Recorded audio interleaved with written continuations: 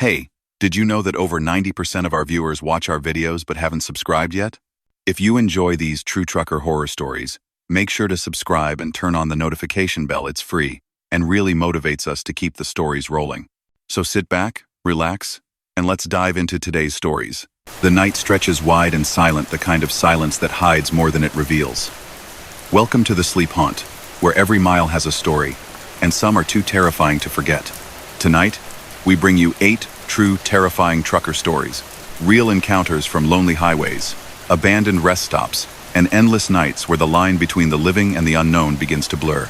Before we begin, we've set a goal. Let's reach 100 likes on this video. Tap that like button now and help keep our wheels turning through the dark. Now, settle in, breathe slow, and listen. The road has a story to tell. Story number 1. Elias Rhodes drove nights by choice. The routes came easier when traffic thinned to a few taillights far ahead, and the highway hummed under the cab like a living thing. He liked the ritual: check the straps, tap the tires, wipe the mirrors clean until the stars looked sharper in them than the sky. That winter, he took a run across 3 states with a refrigerated trailer and a quiet radio, the kind of shift where the hours fold together like pages of a well-worn atlas. Mile marker 142 slid past, and the air had the brittle clarity that comes before dawn. He kept to the rightmost lane, sipping coffee that had long since cooled, and let the music turn to low static. The CB stayed quiet too, until a clean voice clearer than any he'd heard in weeks came through the speaker like it was standing at his shoulder. All rigs, prepare to stop. Larkridge Way is operational. All trucks must exit at 147. Elias blinked. Larkridge. He knew the name the way everyone who'd run that corridor knew it. A shuttered way station, with a sun-bleached sign, and weeds splitting the concrete. Closed since before he'd started driving. He lifted his eyes to the overhead gantry just ahead. Green letters flowed across the sign. All trucks. Exit to Larkridge Way. The arrow blinked.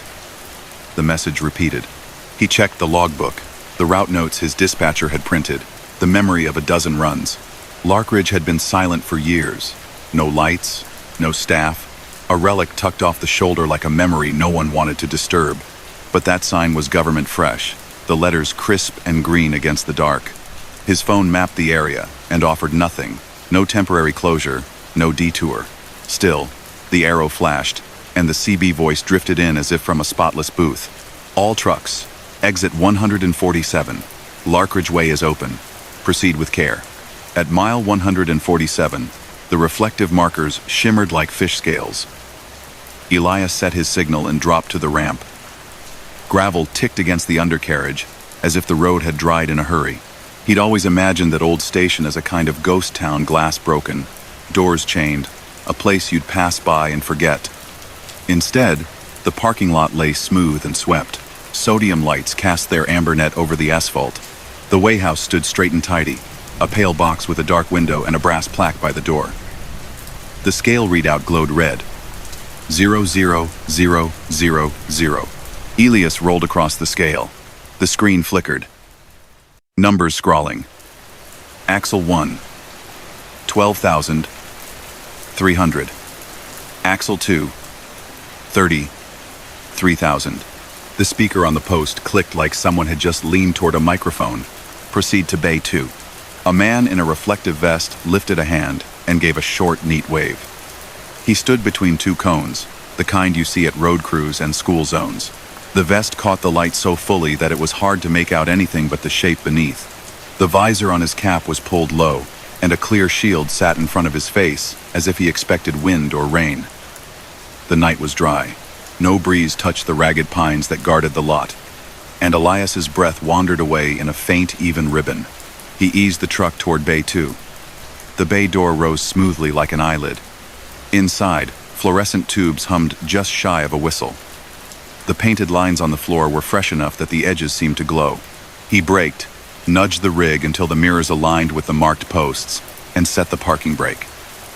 The trailer settled with a sound like a sighing house. No one came.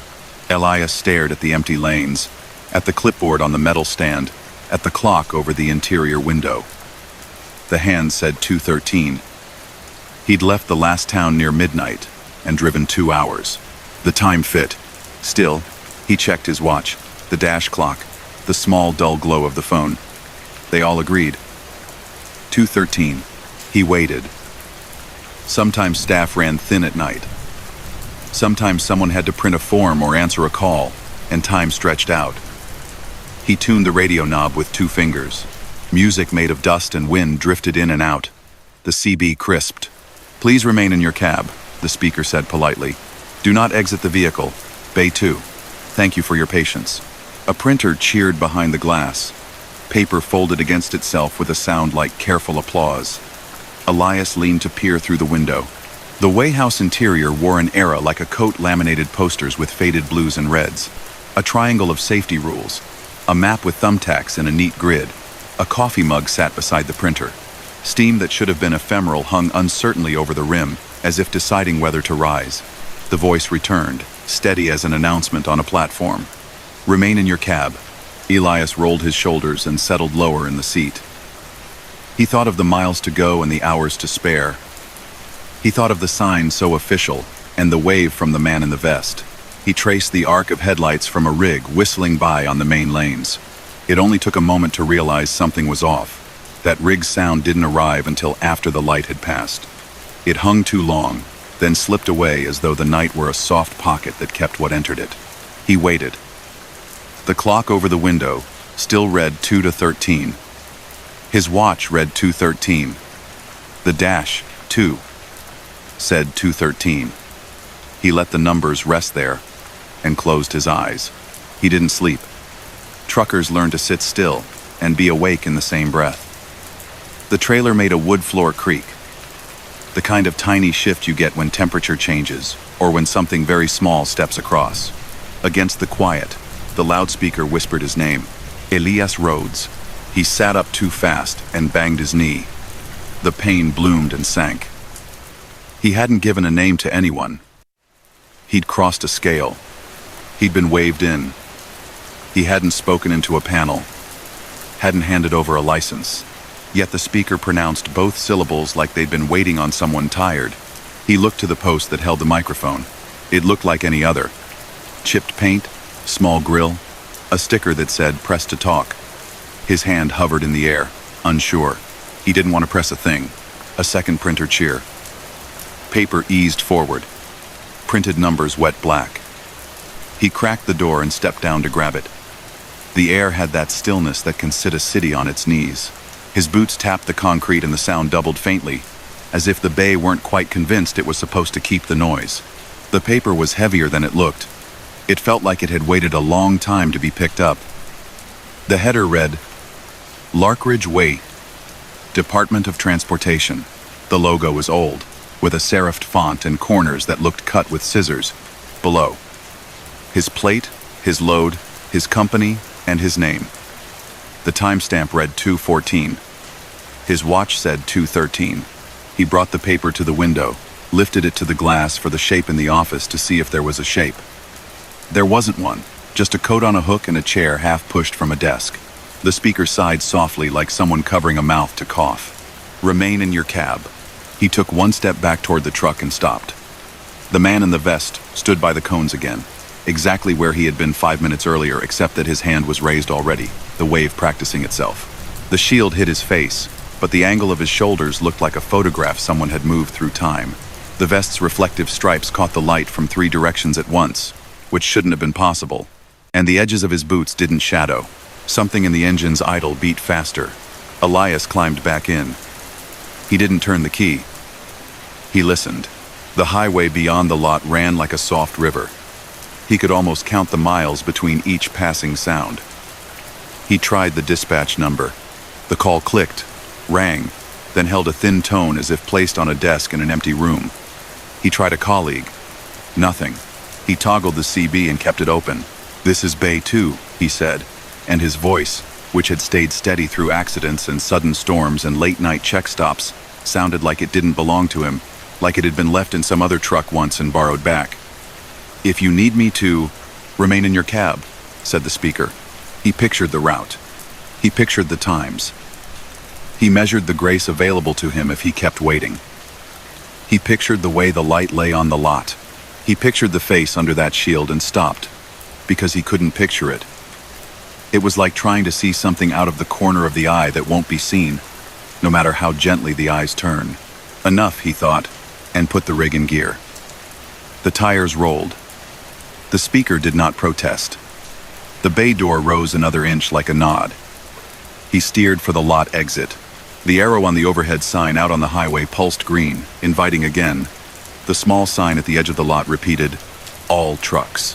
Must stop at Larkridge Way." Elias eased past it and merged, ignoring the next exit to loop back as instructed. The mile marker, 147 passed.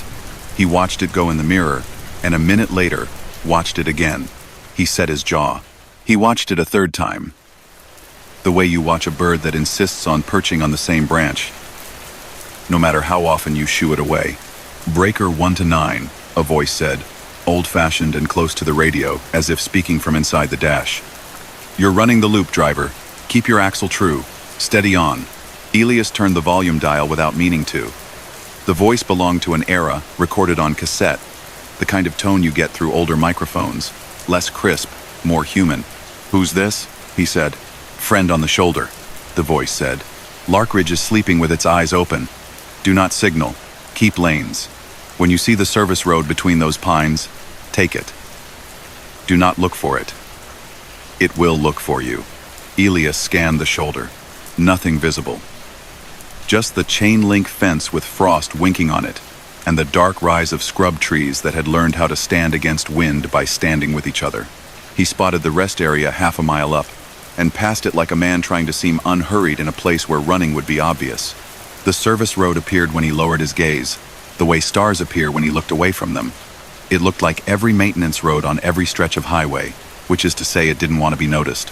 The reflectors were older, square instead of arrow-shaped. He put the blinker on, then swallowed and turned it off, thinking of the warning. He took the road without signaling. The surface sounded different under the tires hollow somehow, as if there were a room inside the pavement listening to him go by. The trees hugged the shoulder so close the branches pressed patterns on the window like the memory of leaves. The service road slid under an overpass too short for comfort, swerved around a fenced lagoon of water that didn't ripple in the wind, crossed a culvert, and opened to a shoulder with no sign of the way station anywhere. The overhead gantry in the distance carried a message about ice forming on bridges. Larkridge vanished like breath, disappears a second after being seen. "Good," the voice said. "Keep on. Do not go below 50. Do not stop for anyone waving from the dark. The station wants to make its numbers. It has a way of borrowing time to do it." Elias glanced at the speedometer and let the needle rest at 52. He watched the rear-view mirrors full of his own trailer and the slim frame of light behind it. Nothing followed. He watched ahead. The exit numbers broke their little march and did a skip, like a singer who's missed a note and found a way to hide it. The time on the dash clicked to 2:14. "You still with me?" he asked the radio. The old voice was kind and slow. "Long enough. Used to run this corridor with a reefer that rattled so bad the coins in my pocket all turned to one song. Station closed after a winter that didn't end. Folks got stuck in the bay when the main lanes froze. No one liked the paperwork. After that, they painted a line through the name and walked away. But buildings remember. And sometimes, they keep doing what they were told." "What are you?" His throat worked around the word. He wished he'd ask something else. The voice paused as if tired of being something. A driver who took the wrong bay and learned how to stand on the shoulder between here and there. "Keep lanes. You'll be out when your mirror shows 3 reflectors where there should be 2. Elias held steady. The white lines went on. The road took a curve so gentle it felt like a thought changing its mind. Then they appeared in the right mirror, 3 reflectors in a neat triangle where there should have been 2. He didn't blink. He knew better than to blink and lose what changed. The mile markers resumed their count like nothing had happened. The clock on the dash rolled to 2:15, then 2:16, as if a dog that had strayed too far had been whistled home and was now trying to look casual. Elias exhaled and didn't know he'd been holding anything until he did. He found a diner with a red neon coffee cup in the window and a bell on the door that sounded like a coin tapped with a spoon. The kind of place where the walls carry pictures of the highway before it was widened, and the menu knows your truck by sound. He parked in the corner of the lot and sat a moment with his hands on the wheel. When he finally went inside, the counter girl poured coffee without asking and said, "Lot of ice, not much snow." As if continuing a conversation he hadn't realized he'd started hours ago. The owner had a face people trusted by accident. He came out from the kitchen wiping his hands on a towel and asked what route Elias had taken. Elias told him. He left out the way the warehouse light had looked like it wanted something. He left out his name on the speaker. He did not mention the man in the vest whose boots had cast no shadow. He did lift the sheet of paper from his pocket and lay it on the counter. The paper didn't sit flat. It had a stiffness that belonged to stored documents and old letters.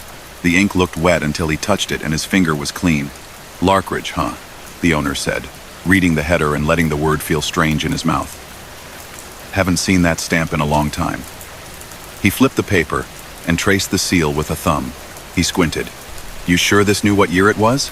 The owner left and came back with a frame pulled from the wall. It held a photo of this same diner 2 paint colors ago, with a line of trucks leaned against the lot like tired horses. In the near corner stood an old rig with squared-off fenders, a smile of chrome, and a hand-painted name under the window. The driver stood beside it with a cap low and an easy shape to his shoulders that belonged to someone unhurried and kind. The date written on the frame descended from a decade Elias had only heard about at late tables. "Dad knew the Larkridge crew," the owner said. "They came in for pie. There was a winter it didn't let up. A lot of long nights." He told a story once about a driver who made it out when he shouldn't have. Said the man came back later with a printout, like proof to himself, but the ink had gone back in the machine. He tapped the corner of the photo.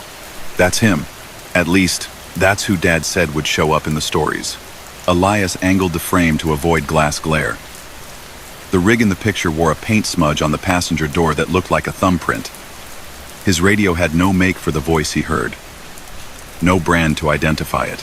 But he noticed the cap's visor and the easy way the man's hand rested on the mirror arm. The way someone who had done a thing forever held it without thinking. The clock over the counter read 5:22. His logbook put him a place and time that didn't add clean. His route made sense, but there was a sliver between the pages of his night that hadn't printed right. The owner poured more coffee.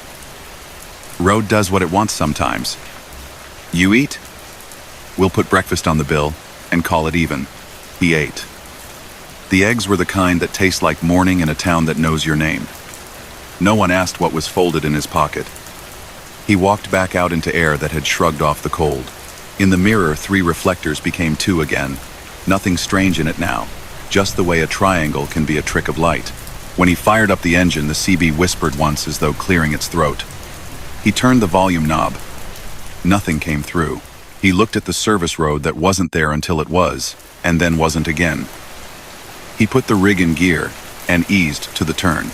Elias did not use the voice's old slang after that night. He kept the radio open anyway because silence can be heavier than sound. He ran the corridor many times and never again saw the green arrow for Larkridge. Every once in a while, someone at a truck stop mentioned a sign that didn't belong, a polite voice telling them to exit for a station they'd never heard of. Those drivers made it to the diner, looked at the photo, and didn't want to talk about it anymore. What he kept was the memory of the lot without a breeze, and the feeling of being measured by a place that had remembered how to work after the people had gone, and the sound, gentle and old, reminding him to keep his axle true. He did, and on nights when the frost came early and the air had that brittle clarity, he lifted a hand toward the empty shoulder as if someone in a cap might be leaning there, waving bayside, practicing the wave, ready to guide anyone who needed it past a station that still wanted to make its numbers. Story number 2. The mountain pass didn't so much begin as arrive, growing out of the asphalt the way a thought grows out of quiet. It was the kind of road that climbed just enough to change the note of an engine and pressed a dark shape against the sky where the stars bunched together over the ridgelines. A driver named Mara took it at night because day traffic turned its curves into a slow parade. She liked the pace of it after midnight, the way the world narrowed to what the headlights could hold and widened again in her mirrors, and how the distance between towns felt measured by the thermos cup cooling in her hand. She was hauling palletized paper, dense stacks, strapped tight, a load that didn't complain and didn't shift. The forecast had promised patchy fog like it always did, 2 words that could mean a breath of mist in a ditch or a white wall draped over the whole range. She had seen both kinds, many times. Either way, the road was the road, and she had it under her wheels. The first oddness arrived quiet. The smell changed. The air through the vents took on a damp, mineral edge, like water that had spent a long time in rock. Her breath fogged the windshield when she laughed at a song lyric, and the defroster hissed obligingly nothing unusual there. But the far shoulder darkened in the headlamps, as if the trees had come closer without moving. The white lines softened at the edges. Reflectors lost their sharp little knife of light, and glowed instead, like old coins. She dropped a gear going into the first long grade, and let the needle rest just below the speed she liked. The fog slid in like someone drawing a curtain. The horizon went, then the trees across the ravine, then the guardrail, then the centerline's twin yellow. The world shrank to an oval of space in front of the grill. It wasn't the worst she'd driven in. It was just honest fog, thick and damp, a presence that belonged on mountains with deep creeks and moss. Mara flipped on her fog lamps and eased off a touch more. The CB was quiet. It often was on this stretch. She tuned it up and down out of habit. Static shuffled like paper. If anyone was talking, they did it under their breath. She took the first switchback slow, the kind that slung the trailer gently, the way you could feel the weight agreeing as it followed. At the second, the fog brightened strangely, as if catching distant light. She thought it might be a car behind her, then realized the glow was in front, a watery square printed in the air. She rounded the bend and found the source. A small pickup nosed into the fog as if towing it, roof rack crowned by a rectangular sign with the words, "Follow me," flashing in block letters. Not LED bright, not bluish white. Old-school incandescent bulbs pulsed behind frosted glass, the kind seen on construction escort vehicles years ago. Amber beacons on the corners turned in a calm rotation. He shouldn't have been there. She wasn't oversized. She wasn't restricted. There had been no alert of night construction, but the road had vanished everywhere except where the truck sign lived, and the tiny amber blooms carved tunnels of visibility that her own lights couldn't make. The pickup's rear window was a slab of reflection, and she couldn't see the figure inside. The brake lights winked twice in a friendly pattern. Not a stop, a gather up. The gap between their bumpers looked like the distance someone safe would choose. The message on the roof steadied instead of blinking. "Follow me," it said, a request that felt heavier than polite. Mara let herself drift closer, not too close, the kind of gap you keep with a stranger on a sidewalk. The pickup held steady, neither inviting with speed nor punishing with lag. It drove the center line as if it were perched on it. In her mirror, the world was gone. In front, the square letters glowed. "Follow me." She keyed the CB. "Escort ahead. You working with maintenance?" There was no answer. Only a short, clean burst of carrier tone like someone testing a mic and then thinking better of it. She tried again. Her voice sounded too loud in the small space of the cab. Eyeballing a pilot on the ridge. "If you can hear, go 1 to 9. A thin voice. One of those older timbers that settle into radios when someone has blasted channels for a lifetime, curled into the cab as gentle as breath. "Channel 12. It said. It wasn't a whisper so much as a suggestion. It didn't seem to come from the speaker at all. It seemed to arrive whole. She spun the dial to 12. The fog pressed softly at the glass as if curious. The road fell and rose under her, and the trailer hummed. "Copy?" she said into the mic, feeling a little foolish. "Keep center." The same voice said, mild, like a math teacher too patient to be stern. "Don't stray into the painted frost. If you can't see the stripe in your mind, keep my sign as your stripe." Mara glanced at the pavement. Painted frost. That pale crust that forms along edges in cold. A white ghost of what the line is. The shoulders breathed cold. The center of the lane breathed warmer. She set her tires where he suggested and held them there. The pickup ahead kept its solemn lit message as if it could do nothing else. "Follow me." "Construction?" She tried again. "You working with a crew?" "Crew is years gone," the voice said after a pause long enough to hear the little things relay clicks. Breath. The flecks of seat webbing when she adjusted. Road moves more than people want. Sometimes it needs to be shown how to remember itself. She didn't know what to do with that. So she put it in the place where the mind keeps things that don't fit yet and drove. The next turn took them under a cliff face that stepped over the road like a staircase for giants. Wire mesh hung in fat drapes designed to catch the mountain if it came down in pieces, and the fog made the mesh look like something from a stage, prop cloth over a dark unknown. Her headlights found the glint of old bolts sunk in rock. The pickup kept the line, neither left into the mesh nor right into the drop, where the darkness gathered as deeply as water. The sign on its roof brightened when the fog thickened, as if the bulbs knew they were needed and dug in to do their job. Her eyes tracked other details out of long habit, little measures of the world's shape. The reflectors along the guardrail were not the new kind with two bright eyes, but the old kind with one cat's eye glass in a rusted square.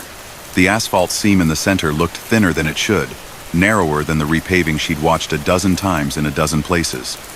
A wooden post emerged from the fog with a mile number painted by hand. The mile number itself made sense. The way it was written did not. The 0 had a slash through it. Someone working out here once upon a time had used a stencil from a different decade. "Just you and me?" she asked, because it seemed rude not to. "For now," said the voice. A turn signal clicked lazily once ahead, not to indicate a pass or a brake, just as reassurance like a companion nodding. "Don't spook when we slip off the line. The old road's gonna pick us up for a bit." "You're saying old alignment?" Old alignment meant patches of asphalt nobody wanted to use if they didn't know the trick of it. Old alignment meant sections half vanished, where a slope repaired itself the way a scab peels and leaves new skin. "In patches," said the voice, and she could almost hear a smile there, the kind that understands more than it tells. "The fog makes the new cut pretend to be perfect. Let it preen. We'll take the piece that's honest." They went where there shouldn't have been a choice, nose around a rock and into a gap that looked like a seam in a curtain. The main lane had a barricade she shouldn't have been able to miss. A simple thing, 2 sawhorses with a plank between, a faint diagonal of red, but the fog had tucked it away like a magician hiding a coin. The pickup slid through a space barely as wide as its mirrors, and Mara followed with that careful tractor-trailer geometry every driver knows. Hold the pivot, trust the trailer to follow where the tractor goes. Make the curve wide enough that nothing touches nothing. The road under their tires changed. The pitch of the hum altered, darker, hollower, like crossing an old bridge where the boards beneath are separated by a breath. The painted lines disappeared entirely. There were 2 ruts, symmetrical from years of pairs of tires, and a skim of stone like sugar. The fog thinned above as if giving them room to work. Trees leaned in, trunks black, needles pale. She could not have named what was wrong about the branches until the thought arrived. There were no drips. Every branch that should have been dripping held still, beadless, as if the fog was present but forgot to be water. It was like walking into a room and realizing a clock had stopped. "Don't look left," the voice said softly. Not dramatic, just unhelpful. Her eyes, being human, wanted to go left, and she coaxed them to stay on the pickup instead. The amber beacons reflected off a sign she almost didn't register, a white rectangle with black letters, weight limit 12 tons. She didn't like seeing that when she was empty, much less with paper on her back. The sign belonged to whatever they were about to cross. She took a breath and felt the pull of the load behind her. 12 tons was a suggestion made for other vehicles. The pickup slowed, the brake lights thinking about becoming real before committing. The follow me dimmed once, as if nodding. She set her wheels careful, and in the fog something stood up out of the road. Not an animal, not a person, just the sense of height, a darker shape. She realized it was the start of a narrow bridge, and the flash of light she'd seen was not reflection but a panel mounted on its rails, a painted mimic of shadows, a false sense of depth. The panel made a picture of a road where there wasn't a road. "Stop," the voice said, quiet and immediate. She stopped. The trailer settled. The fog gave her no horizon, but her eyes learned the edges anyway. Straight. Ahead, the bridge's first plank was visible. Beyond that, a shine where there should have been deck, a kind of mirror that wasn't. She realized what she'd been about to drive onto was a hole pushed into the world, and someone had tried to teach the fog a trick to cover it painted boards and old lights and good intentions. "We go around," the voice said with that same gentle patience. "Truck length back. Right to the rock face. The mountain keeps a little shelf for those paying attention." She hadn't seen it. She saw it when he said it, the way you're able to see stars by not staring at them. A shelf, a wideness in the dirt beside the cliff, smoothed by the same kindness that lets deer pick a safe way even in snow. She set the brake, breathed, then reversed slow while the pickup's beacons turned their warm circles a calm, reassuring lighthouse in reach of her bumper. She felt for the bite point of the gravel and found it. Then right. The shelf rose under her tires. The trailer creaked softly as if relieved to rest its weight on something that wanted to hold it. "Easy," said the voice. "The shelf's good. We've done this together, your rig and mine." Mara let the thought pass through. Together could mean many things. It could mean this was routine. Could mean the driver in the pickup had shepherded too many trucks through storms with different names. They nosed past the crippled bridge and found the road again where the fog had pulled its sheet back a careful inch, like letting a child peek at a birthday cake before the candles. The sound changed again. The asphalt here had an older music. The guardrail posts were timber, squared off, with metal caps that had worn to a comfortable dullness. A reflector's face fractured the light unevenly. The mountain took a breath, they felt, but couldn't hear. Across a small wash, a stand of young firs grew in a neat line, too neat to be a chance. Someone, once, had planted them where a slide had taken the older ones. "How often do you do this?" she asked, and she knew she wasn't asking strictly about this route. "Often enough to know where the paint is honest," said the voice, and a sound like cloth shifting told her the driver in the pickup had moved his arm to adjust nothing at all. There was a night once, when a lot of folks waited on a road that pretended to be only itself. The mountain had other plans. A pilot with a roof sign, and a lot of worry went ahead and back and ahead again until his gas gave out. We learned to carry more gas. We learned to leave the sign on. We learned to talk to the few who listen. She understood enough to nod, though nobody could see it. "What do you want me to do if I meet another truck?" "You won't," the voice said simply. And the certainty in it was not arrogance but a piece of knowledge larger than either of them. "But if you do, look at their tires, not their eyes. Tires don't lie. The paint is wrong on a wrong road. Tires can't pretend. If they're floating over nothing, you'll know." They passed through a short avalanche gallery, concrete shell shouldered up against rock. The gallery made its own weather. The fog inside smelled like dust and old rain. The pickup sign shone against the curved wall and spelled "Follow me" twice, once on the sign and once in the reflection, so it read like instructions and echo at the same time. Her engine sounded too loud under the arch. The sound came back delayed, as if the road were thinking through what she'd asked it to hold. On the far side of the gallery, the fog thinned. It didn't break. It changed its texture, not a wool blanket now, but gauze. Dark gaps appeared and stitched themselves up as if to test her. Through one gap, she saw a spill of stars. Through another, she saw distant red lights where towers marched along the lowest ridge.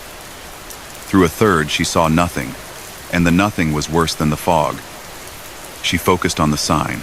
"You've got a good way about the wheel," the voice said after a while. It wasn't flattery. It was like a weather report. "Easy hands make the road easier." She smiled despite the damp, and despite the fact that the highway felt like a narrow idea under many tons of certainty. She realized she was less afraid than she would have been alone. A human decision had placed itself in front of her, and was keeping a promise mile after careful mile. They came at last to an orange barricade that hadn't been there on any of her previous runs, and she realized in that same breath that she had not been on any of her previous runs in any straightforward sense. The barricade stood with its legs braced, reflectors bright, a neat sign that said "Road closed ahead." It was printed with a calendar date that wouldn't stick when she looked away. The pickup slowed to a near stop, and then idled forward so gently the tires didn't speak. The barricade had been folded back at the edge, enough room for a vehicle, if that vehicle knew how to make itself small while still being large. The pickup cleared it with inches to spare. Mara took the turn with geometry and faith, and the trailer slid through the gap, as if someone had measured for it. "From here," the voice said. "The new cut remembers what it is." The fog thinned to a leaf on clear water. The road lines returned with fresh edges. The reflectors were twins again, bright and sharp. A new metal guardrail rose where the timber had been, shiny, all bolts tight. Mile markers stood at regulation height with a font she recognized. The pickup sign dimmed as if relieved. The driver in the pickup lifted a hand out of the window, as one does to a friend in passing. No flourish, just an ordinary motion. The hand wore a glove that had seen a lot of weather. The pickup pulled onto a turnout where nothing stood but a post, and a small green sign with a number on it that meant something to people who mowed shoulders and cleared culverts. The follow me flickered once, and in the instant of flicker it read, "Thank you." Instead, letters out of order, but the message clear. Then the sign went dark. Mara rolled to a stop on the shoulder just beyond the turnout, set the brake, and looked back. The amber beacons had gone out. The pickup sat there, like any pickup cooling its engine. The fog drifted away as if remembering other appointments. She waited for the driver to step out, for a hand to wave, for some exchange of ordinary courtesy that might make the night feel more like the kind of story she already knew how to tell herself. No one got out. A minute passed. Then two. She checked her mirrors, checked the dash cam without thinking, saw only the empty turnout. She eased back because leaving without a proper goodbye felt wrong, and when her tires crunched the gravel and her headlights cut across the turnout, there was no pickup at all. Just damp stones and the green sign's number and the thin sound of the mountain's own breath. She drove the remaining miles with her hands loose on the wheel and her shoulders lowered a notch. The fog gave up and retreated to the creeks. The road ran true, and she dropped down off the ridge into a valley where barns carried their own weather and house lights made soft halos in yards. The first town on the far side held a cafe open for early crews and night people. She parked under a light that hummed politely and went in. The counter had a view of the pass road on a wall-mounted screen that cycled road cams. The owner poured coffee as if everyone who walked in had been coming for years. Mara didn't ask for anything yet. She stood looking at the camera feed. She knew names under the frames, mile numbers she could recite if pressed. On one view, fog lapped a curve she now recognized as the place with the old bridge. A small square of pixelated light cut steadily through it, then blinked out in a smear like a bug on glass. The second after, nothing in that space at all. "You ever get a pilot up there after midnight?" she asked finally. The owner wiped his hands on a towel without looking away from the screen. "Sometimes the old sign shows up. You'll know it if you've seen it. Bulbs, not diodes. Folks say it's a crew truck, but the crew hasn't worked that alignment since they put in the new cut." He poured again. "My dad ran a plow on the ridge. Said on the worst nights, someone would go out ahead with a roof sign and a calm way of talking, tell him where the paint used to be. Saved a lot of folks from needing more help than help could give." "Did your dad know his name?" Mara asked, not sure why she needed to know, only that if the owner looked at her with a particular expression, she would believe whatever came out of his mouth, simply because it fit a shape she carried now. "Maybe, once," the owner said. "He called him the warden, not like a prison thing, like a person who watches over. Said the warden had a small truck with a sign that a mechanic had wired to stay on even if the world went sideways. Said he never saw him during the day, not once. Only at night in weather." He slipped a faded photo from behind the register. The kind of picture that lives close to the heart of a place. It showed a mountain road with a drape of fog and a pickup at the edge of it, roof sign glowing square and steady over the cab. The photo carried the same quiet gravity as the night she had just driven. He said you can tell the warden from other helpers because he never pushes. He invites. It's the ones who push that you don't want. Mara Rana, finger along the white border of the photo without touching the picture itself. The follow me in the shot looked exactly like the one that had led her same soft heat in the bulbs. Same even spacing, same patient hum she could almost hear. Everything else in the photo had bleached a little with years. The sign hadn't. She finished the coffee and bought a donut because sweetness held well for hours, and the day was coming. There was nothing to report to anyone official. There was nothing to prove. The dash cam, when she scrubbed through it later in the lot, showed fog in her own lights, and in places where the pickup should have been, the frame stuttered as if the camera had blinked. She didn't mind. She didn't need it to have caught what she already understood. From then on, when she took that pass in weather, she kept channel 12 open in the background. Most nights it murmured nothing but a hush. Once or twice, the neat voice appeared and said only the kind of things that sound like suggestions but are the only right answer.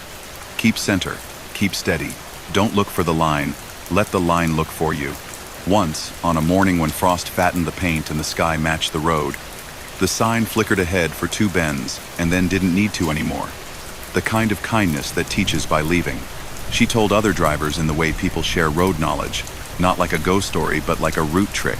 If the fog comes down and the trees stop dripping, she'd say, keep an eye out for an old-style sign, bulbs not LED. If you see it, follow at a respectful distance. Don't crowd, don't try to pass, don't argue. If you don't see it, you'll be fine. Just be ordinary. Slow is smart, steady is safe. No sudden moves. Don't chase illusions. Let the mountain keep what it wants to keep. Every winter after, someone would mention on a late shift a small truck with friendliness mounted on its roof and a way of making other people breathe easier. There were no wrecks to debrief, no headlines, just a route completed and a story set into the memory of a place.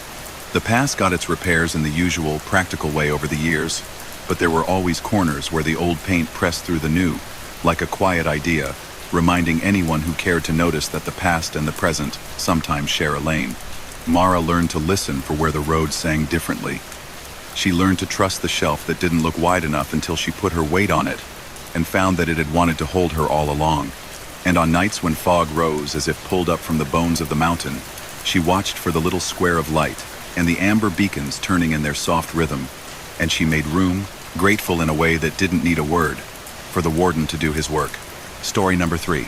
The mile markers had been counting down in the usual way, small white signs nibbling away at distance until they reached 0.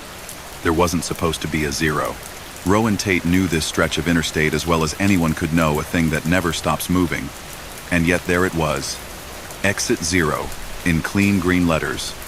Arrow to the right, icons underneath in a row like charms on a bracelet. Fuel, food, lodging, a square key, a television with rabbit ears, a coffee cup. The last icon, an old star he hadn't seen on road signs since he was little. He checked the atlas spread across the passenger seat, the paper one he kept for comfort, even though the phone was better in every practical way.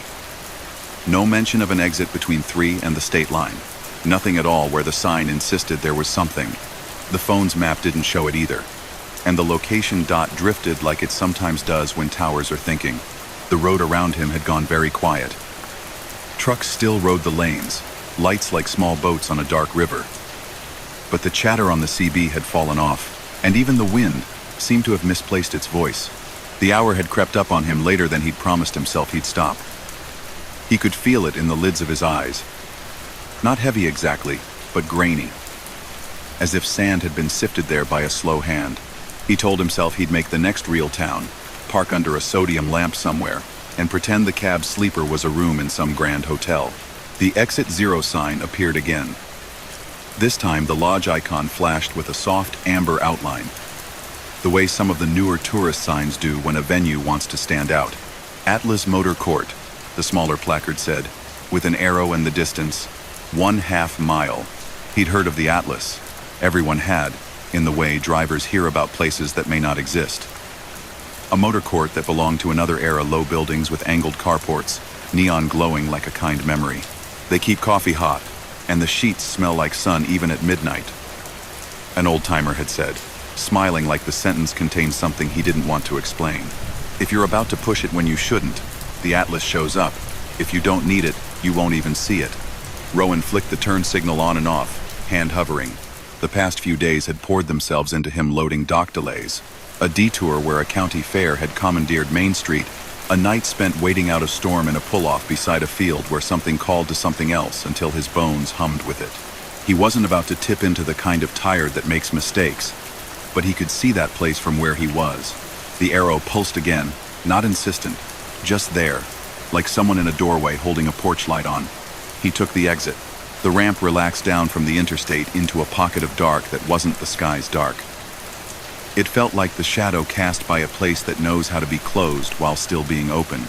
The lamps along the ramp were old, squat things with a halo under their hats. The road surface changed, that slight difference when you leave federal dollars and slide onto something a county has tended with hands and patches and good intentions. Ahead, the neon sign rose from the shoulder like a low constellation.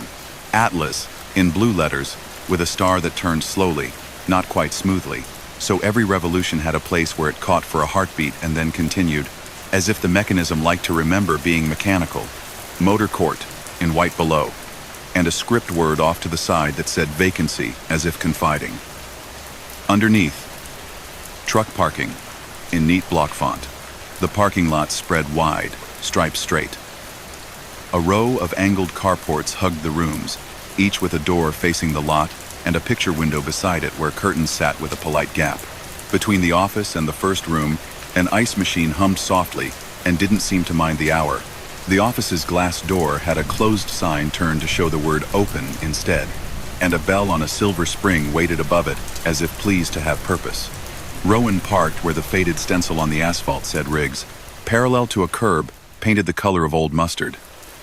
His truck settled like a big animal choosing a place. He cut the engine, and the silence that fell was not empty. It was the good sort.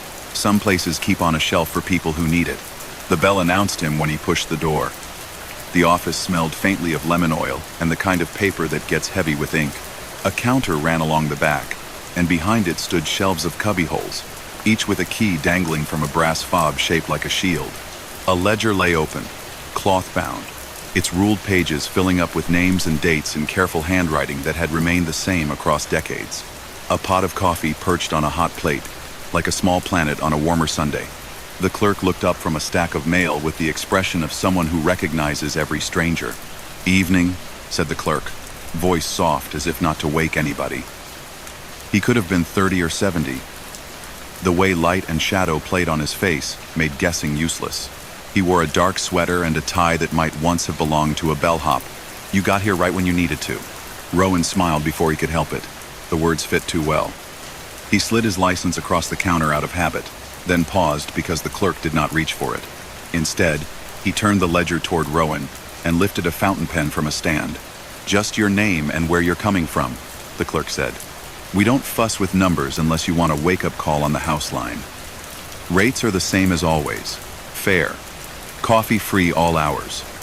There's a bowl of apples. If you take one, take the one that looks like it's trying its best." Rowan signed. Seeing his name fit itself alongside the tidy line of the others gave him a small, unexplainable comfort. "Where you're coming from," he wrote, and hesitated over whether that meant the last town or something else. He put the last town, and that seemed to satisfy the page. The clerk turned, considered the keys as if they occasionally chose their own companions, and plucked one with a little jingle. "7, he said. "Good porch lamp. Sturdy heater. Television works if you like it to murmur. Curtains like to be left open a finger's width. Let them. And if the corridor breathes, let it. That's just the place making room for you." Rowan took the key. The brass fob was warm, as if he'd been holding it already for a while somewhere else. The clerk slid a square of cardboard across the counter too, a matchbook, Atlas, in blue, there as well.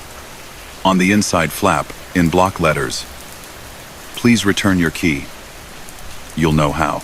"Another thing," the clerk said, as if remembering something that often went unsaid and didn't want to tonight.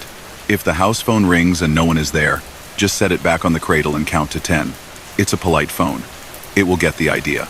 The corridor outside seemed to wait until the office door clicked before it remembered to be a corridor. The rooms faced the lot. The corridor was more a covered walkway, concrete braced by breeze blocks with star-shaped cutouts. The star pattern repeated in the corner of each window, just enough to make the rooms feel like cousins. Rowan trailed a hand along the rough surface. The night had a cool hand, but not a cruel one. He unlocked room 7. The door had a weight he liked, the kind that convinces you it will keep promises. Inside, everything wore the same clean idea. A bed with a quilt, in a pattern that felt like roadways if you looked long enough. A small table with a lamp that wanted to be friendly, a refrigerator that made a comfortable hum, and a television built like a square head with a patient face. The bathroom smelled faintly of a soap brand that had a bird for its logo when he was a kid. A slim rotary phone sat on the nightstand under a small brass plate. House dial 0. He did not turn the TV on at first. He stood by the window, lifted the curtain not very much, and looked at the lot. His truck looked different when he wasn't in it, like a dog that adopts a posture reserved for when the owner is away. A pair of older tractors sat 2 spaces down, paint schemes from companies he didn't think existed anymore. One had hand-painted letters on the door, with a number that used a font from an era that loved its corners. Farther along, a pickup with a plow mounted up front slept under a blanket of road dust. The neon star turned, paused, turned, like a breathing exercise. Something in the wall made a low, even sound, as if the building were old enough to remember that all structures begin as shelter and need to remind themselves of this sometimes. Rowan set his duffel on the chair and washed his face. The water came out warm without fuss. When he looked up, a square of light in the mirror showed the window behind him and the slice of night outside. A shape moved across that slice, not a person, not anything with a name. He would immediately think of just the kind of shadow a porch makes when something passes from one lamp to another and takes the light with it for a moment. He told himself it was another guest walking to a room, a child playing at the hour when children should be asleep but sometimes aren't in motels, a resident cat on patrol. He smiled at the thought of the cat. The phone rang, not a jolt. It began as if it had been ringing already, and he was catching it halfway through. He lifted the receiver. The line breathed. He could hear the shape of a word that would never decide what it wanted to be. "Hello?" he said, softly, because the air in the room seemed to request that. There was no answer. He thought of the clerk's instructions, set the receiver back on the cradle, and counted to 10. By 4, he felt a little foolish. By 10, the quiet returned and arranged itself. He turned the TV on then, low. The screen brightened to a channel that wasn't advertising anything in particular. It showed a view of a coastline, grainy. Waves, steady. No logos, no tickers, no bright crawls at the bottom. A man's voice described weather over water in a tone so caring even bad weather would have softened. After a while, the scene changed to a high field with grass moving like sleep. He left it there. The sound was like being read to without words. In the room beside his, a radio clicked through stations and landed on something with fiddles, and a woman singing about leaving one town for another without naming either. Footsteps used the covered walkway, then remembered not to be loud once they passed his door. The ice machine coughed delicately and was quiet again. He lay back and watched the ceiling's small pings as the heater did its work. Sleep came in like fog through a hollow, slow and kind, and when it met him, it was the sort that thins out all the sharp edges and leaves a person square and safe. Later, no idea how much later, the corridor breathed, just as the clerk had said. It wasn't a draft. It was a pause. The neon caught and held on its little stutter, making the room blink blue, and then let go. His eyes opened and saw his own truck in the slice at the window, and in the mirror of its driver's side he thought he saw another version of the lot, the way a second picture sometimes lives under the first. In that second picture, a row of cars parked nose into the rooms, tail fins, chrome, an era when everyone liked their vehicles to look like they were already moving. A man in a hat leaned against a fender. He looked up as if hearing someone call his name. Rowan blinked, and the mirror showed only what he knew. Asphalt, a painted stripe, his own trailer's shoulder like a sleeping creature's back. He slept again. When morning came, it did so very slowly, the sky unbuttoning from black to dark blue to whatever color the mind makes when it knows light exists but hasn't found a way to prove it yet. The neon turned itself off without being told. A bird landed on the breeze block and scanned the lot with the proprietary air of small things. Rowan showered and stood letting the water turn the night back into something the drain could keep. He dressed and pocketed the key to bring it to the office, then stopped. The key's brass tag had something etched on the back he hadn't noticed. A map's compass rose with only 2 letters marked N and H. North and home, he thought, and the thought decided to mean nothing he needed to measure. The office bell rang him in. The coffee smelled like it had chosen the day on purpose. A man at the counter signed the ledger before him with a flourish that belonged to blue ink and postcards. Rowan glanced down and found his own name again. The date beside it looked correct until he looked away and then back. It held. The name below his was written in a hand that practiced clarity, and the year on that line belonged to a decade that should have been only a story. "Sleep all right?" the clerk asked, pouring into a thick mug. He did not ask for payment. He slid the small plate of apples forward, in a way that suggested they were always offered before anything else. Rowan reached for one that did not look perfect. Its skin was dim on one side, bright on the other. "Good choice," the clerk said, pleased in a way that was not performative. "That one has a sense of humor." Rowan set the key on the counter and then did not let go of it immediately. "Do I leave it with you?" "For now," said the clerk, and covered Rowan's hand with his for a second, as light as the pause a song takes before the chorus. "If you find it in your pocket later, it just means you left in a hurry. You can return it when you're back our way." Everyone comes back our way eventually. The lot outside felt the same and did not. He couldn't have said what shifted. The air seemed to have learned a new word overnight. He climbed into his truck. The phone, which he'd left on the seat, had no missed calls, and also a message in a list he never checked. Storage almost full. Consider purchasing more space. His log had recorded hours off duty, as if someone who cared about compliance had tucked him in and watched the clock for him. He didn't question it. He didn't want to. On the way back to the interstate, the ramp rose with more sunlight on it than a place like that should have at an hour so early. He glanced for the exit 0 sign, where it would be from this direction, low on the shoulder, then high on the gantry. Nothing. The markers ticked up from 1 inch their confident way, unaware they had ever met a 0. The neon did not show behind the trees in the mirror. He made the morning town without noticing he'd done it. The diner he favored had the best way with eggs and a bulletin board full of handwritten ads for hay and piano lessons, and a car that needed a home with more patience. The woman behind the counter knew his face, if not his name. "You look like a road took care of you," she said, sliding a mug his direction.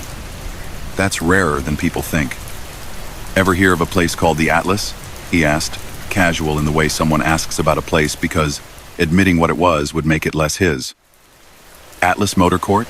Her eyes softened like someone had mentioned a teacher from long ago. "My uncle swore by it. Said you couldn't make reservations and you couldn't find it if you were bragging to do so. Said it found you if your foot was heavier than your sense. He kept one of their matchbooks forever with toothpicks in it." "You got one of those?"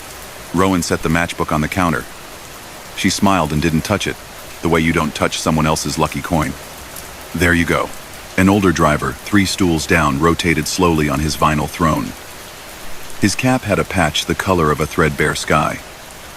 "Stayed there once," he said, and took a sip that treated the coffee like a confidant. "Room 8. Thought the TV was busted, just showed the ocean for an hour. Best sleep I ever got. Woke up and swore I'd quit running nights like I had something to prove." He lifted a finger. "Didn't? Quit?" he confessed, rueful. "But I learned when to let the porch light tell me I'd done enough for the day." "What happens if you don't leave the curtain open a bit?" Rowan heard himself ask. He didn't remember the clerk insisting so much as recommending, but he realized in the same breath that recommendations there felt a lot like rules everywhere else. The older driver considered. "Don't know," he said. "Never met anyone who didn't follow house wisdom. Suppose it's like any place. If you want the house to look after you, you have to let it look in." Rowan went back out into a day that had a polite blue to it, and a breeze that had smoothed itself down like hair in a mirror.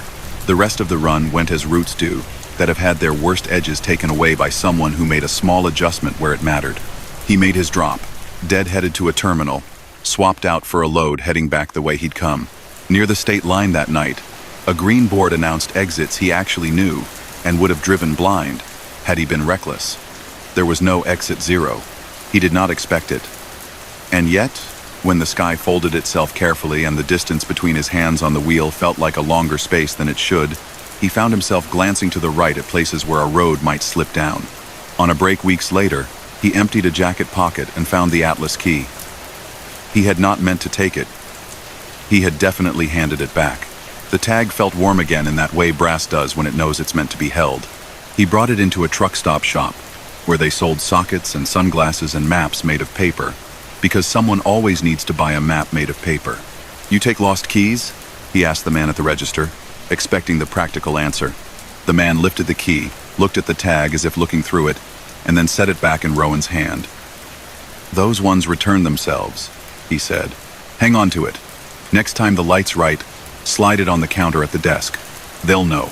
Rowan kept the matchbook in the small compartment where pens go to run out. He kept the key in the cup holder until it chose a different pocket. He didn't look for the Atlas. He drove in a way that tried to deserve it, and when the night had him in the way nights do, honest, not cruel, just bigger than a person he would see, out of the corner of his right eye, a star turning very slowly in a color that had gone out of style and become timeless. And sometimes, on the radio, among the advertisements and the farm reports and the news that made the world feel wobblier than he liked, a soft, unremarkable voice would say, all the way at the bottom of some frequency where only the patient live, "Exit 0 ahead." Drivers would murmur back in the low grammar of road folk. "Copy. Thanks. Appreciate you." And somewhere, in a ledger, a clerk filled line by careful line, names would write themselves straight, the house phone would ring once and then think better of it, and the curtains would hold their fingers width open like a promise you keep because you want to, not because you must. Story number 4. Nina Beltran took the plains at night because the day stretched them too thin. Under the sun, the land felt endless and flat in a way that made the eyes ache. At night, the world gathered itself into manageable pieces, a stripe, a hum, a steady pull. Her route threaded through a continent of wind towers, white columns planted in a vast geometry, their red beacons blinking in synchronized patience. Drivers had a name for that stretch. Blink Mile. No one agreed where it began or ended. It appeared as a mood more than a place. Sometimes the lights kept time with a slow pulse, and the road felt like a metronome for the heart. She was hauling bottled water, pallets stacked in neat blue-bright plastic. The weight rode tight and quiet. The rig liked the plains, leaned into them, as if the earth had been built to carry her smooth and long. Nina kept the cab dim, instruments whispering in soft green. The CB murmured with the occasional weather check and a warning about cattle near a fence line 50 miles behind her. The air through the vents smelled clean, a hint of cold that wasn't harsh like the inside of an ice chest after the party's finished. And the laughter is a memory the cooler keeps. The first red light rose on the slope of the horizon like a distant heartbeat, then another, then 1,000. The towers were nearly invisible until the beacons blinked, and then the land confessed how many it held. On a still night, they blinked together. On nights like this, with a small wind dragging a sleeve across the prairie, they drifted out of sync and found each other again, a patient congregation remembering its hymn between breaths. Blink Mile, you're coming up on the long march, a voice said on 1 to 9. Friendly and unhurried. More observation than warning. Copy, Nina said, even though she hadn't keyed the mic. Habit made her answer. The land liked to know it was being heard. She rolled through a ghost of a town, a simple green sign with a name, a dark cluster of roofs set back from the road, a water tower with letters that the moon liked but the eyes had to guess at. The highway leveled and stretched, so true and straight, she had to remind herself not to rest too much in its kindness. A long, straight road can be as tricky as a curved one if the mind goes soft. She set her hands light on the wheel and widened her attention, as her father had taught her when he let her steer a pickup down a farm road for the first time. A hand ready near the wheel but not touching it. Eyes where you're going, he'd said, but let the sides tell you their story. The sides were quiet. Winter grass held moon color. A fence ran and ran and ran. The turbines turned or stood still, the decision theirs. Their red lights blinked, 3 beats on, 2 beats off, the pattern so steady it became private language. A few miles into the field of towers, the radio lost itself between stations and settled on an AM voice too far away to be clear, reading the weather with the old-fashioned courtesy of someone who knows a voice can be company when the night is big.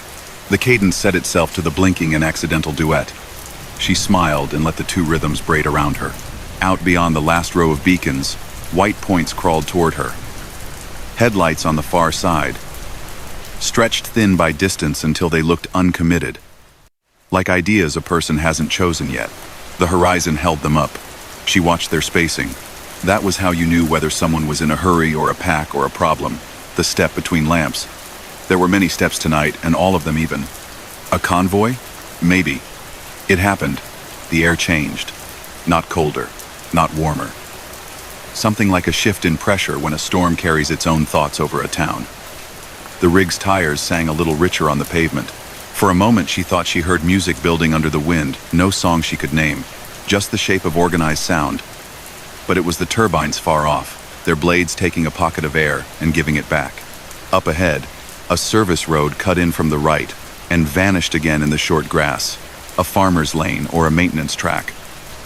A state marker followed, then the county line. Welcome to Elgin County. The sign flashed red for an instant when the beacons blinked, red on green, like a stopped heartbeat. The first oncoming truck met her lane with the ordinary roar of displaced air, their 2 brief worlds acknowledging and passing. Its lamps threw a quick lacquer of light over the inside of her cab.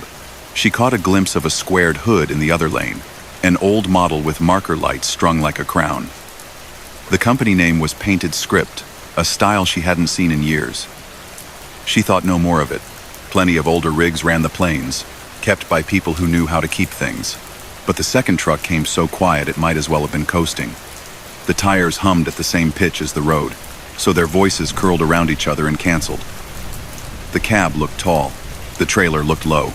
The clearance lights glowed the warm color of bulbs, not the coldness of LEDs.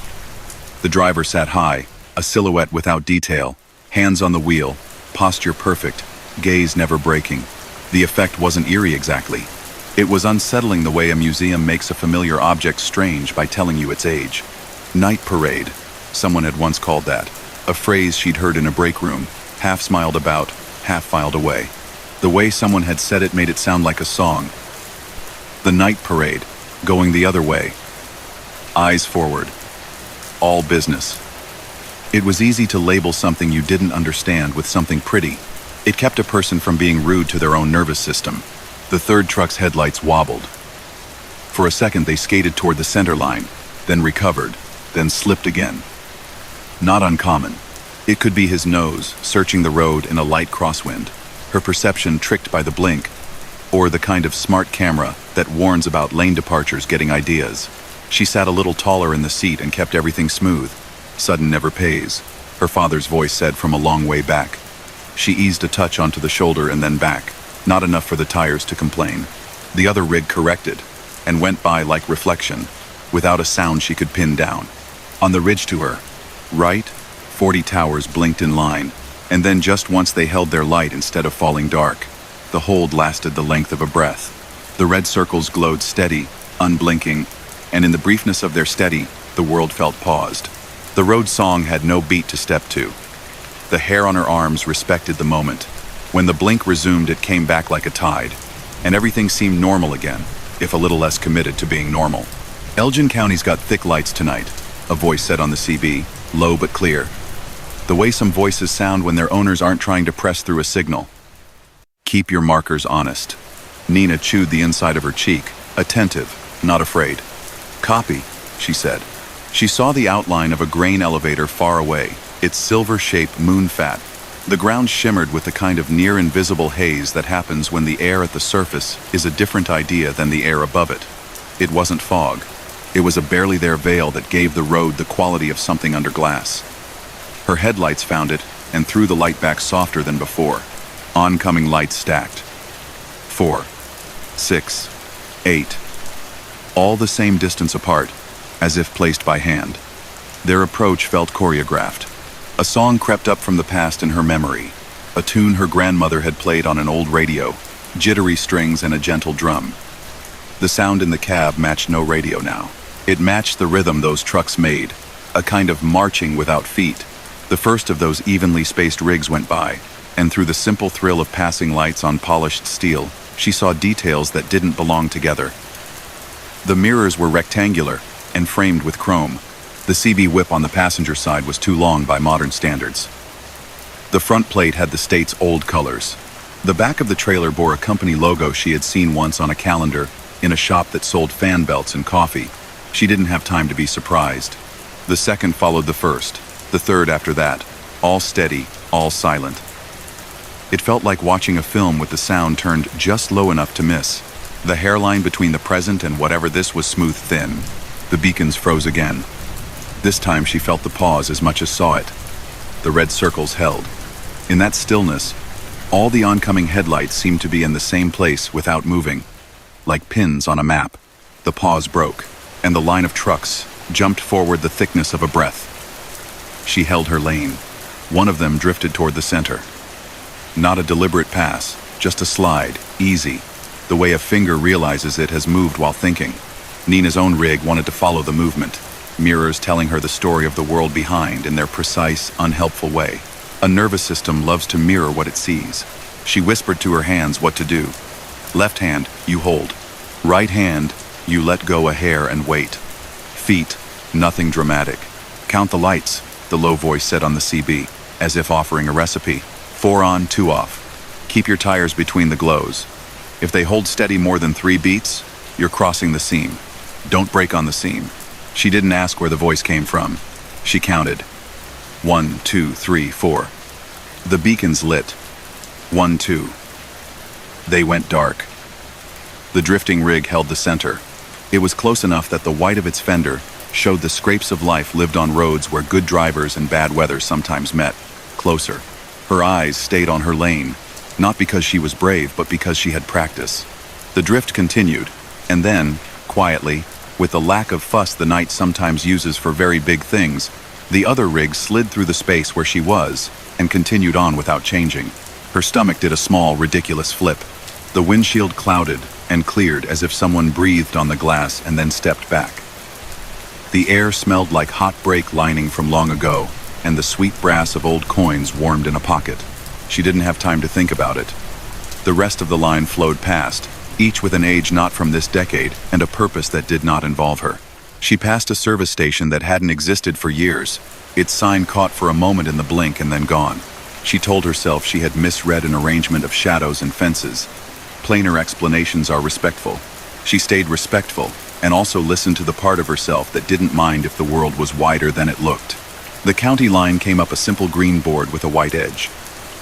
"Thank you for visiting Elgin County," it said, and something about property taxes, and then, below, "Welcome to Merrow County." The beacons blinked and did not freeze. The air lifted out of its light pressure. The road's hum returned to its familiar note. In her mirrors, the stretch she'd just run looked normal enough to argue on behalf of that normalcy. The oncoming lane held only the occasional car and the red eyes of taillights far away. Nina let the wheel relax under her hands. It had never been tense, but she afforded herself the pure kindness of admitting the difference. A turnout appeared, a bare-bones rest area with a picnic table under a roof the color of a sky before rain. She wasn't due a stop, but she pulled in anyway and let the rig idle a moment. Then cut the engine so the night could be the loudest thing. The smell of dry grass drifted into the cab. An owl traveled somewhere overhead, its soft flight audible the way a secret sometimes is. A sedan idled 2 spaces down, the occupant dozing with an elbow crooked against the window. The signboard by the trash can carried an old notice about prescribed burns, and a new one about a big fair next month. Someone had stuck a smiley face sticker near the bullet points. The sticker had weathered to a yellow that learned wisdom. Another truck eased in and parked without sharing headlights. The driver, a woman maybe in her 60s, silver hair in a braid and a sweatshirt from a university that had never seen her as a student, opened her door and climbed down with the grace of someone who had been making that climb all her life. She stretched, saw Nina, and lifted a hand in an economy of motion that said yes, nighttime, yes, road, yes, we're both here. "Blink mile running strong?" the woman asked, voice low as if the rest area might be keeping a book of who spoke loudly and who didn't. "Strong enough," Nina answered through her own open window. Lights froze a couple times. "Uh-huh." The woman poured coffee from a thermos that had survived dents with pride. "That's the seam. You drove it clean. You say that like you know there was another way." The woman smiled. "There's always another way. Doesn't mean it's good. On the seam you let the land finish what it's doing. Then you keep going. No braking. No swerving. It's like stepping over a line chalked on a gym floor. Step. Don't think about flying. Don't think about falling. Step 1. Nina nodded. She watched the horizon where the towers ended, and the stars began. The stars blinked sometimes because of air. The towers blinked because of electricity and regulation. Both kinds of blink felt like messages intended for whoever needed to hear. "You see the parade?" the woman asked after a while. "Not dramatic, just curious." "Something like that." "They're steady," the woman said. "That's what I like about them. They don't rubberneck. They don't spook. They won't follow you off your line. You treat them like weather. You treat weather with respect, and it treats you like something that belongs in it." "What are they?" Nina asked. Not because she expected an answer, but because saying the unknown out loud sometimes helps a person fit their mind around it. "I mean, if you had to choose a word." "History with its headlights on," the woman said, and sipped. "Old road alignment runs under the new in that county. Slid half a mile with a wet year way back. The official maps drew a straight line after, but the land remembers the bend. Once in a while, the bend remembers itself. The parade's the memory of what used to go through. That's what my granddad said. He hauled wheat when the trucks were slower and the coffee was louder." Nina smiled. The explanation did not have to be right to be useful. "You ever stop in the middle when the lights hold?" The woman shook her head. Never stop on the seam. Not because of what would happen, because of what wouldn't. The world likes decisiveness in small things. The owl called again. A breeze turned the pages of a flyer tacked to the bulletin board. A picture of a dog flapped and settled. Lost friendly, answers to Lyle, the paper said. Lyle looked like a dog who would answer to anything offered kindly. Nina climbed down and walked to the edge of the little strip where the concrete gave up and the prairie took over. The towers out there made their own wind as they cut the bigger one. Between the blinks, the darkness sharpened until it felt like a clean line penciled on a page. She breathed the kind of breath that grows a person taller by the simplest math air in, the gentle proof of being part of a place out, and a little more room inside afterward. She returned to the cab and checked the dash cam out of curiosity, not out of a wish to catch anything. The clip from the last miles looked like any night. Red pinpoints, road centerline, a faint smear of insect ghosts, where glass and life cross paths kindly. When the beacons had frozen, the camera had done what cameras do and shrugged. Some things are for eyes. Some things are for whatever it is in a human that listens without hearing. Back on the lane, the route seemed easier than it should have, as if someone ahead had smoothed a hand over its rough spots. Towns came and went. The turbines ended as quietly as they'd begun. The radio found a real station and played a man with a guitar singing about someone leaving a light on for someone else who might or might not come home, and the song managed to be both sad and comfortable.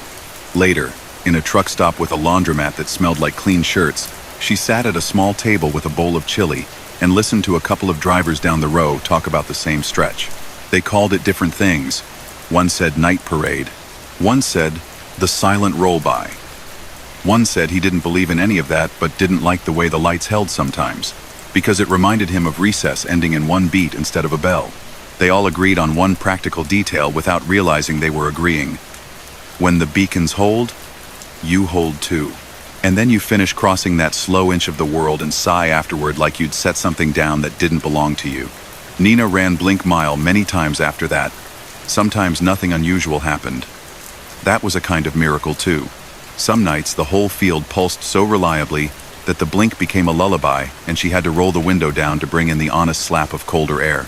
Once, weeks later, she saw the freeze begin and felt the seam under her tires, like a small mismatch between two boards, and, without meaning to, she nodded in the exact way she had seen older drivers nod toward railroad crossings they were sure were empty.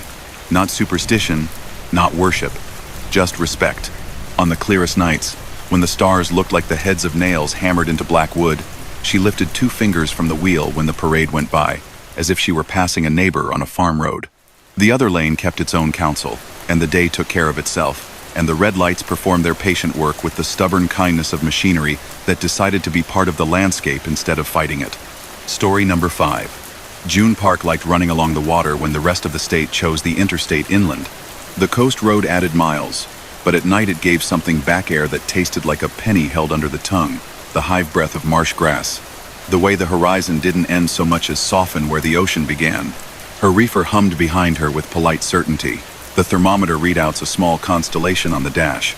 She hauled frozen fillets east to west and sometimes back again, moving cold from a place that made it to a place that needed it.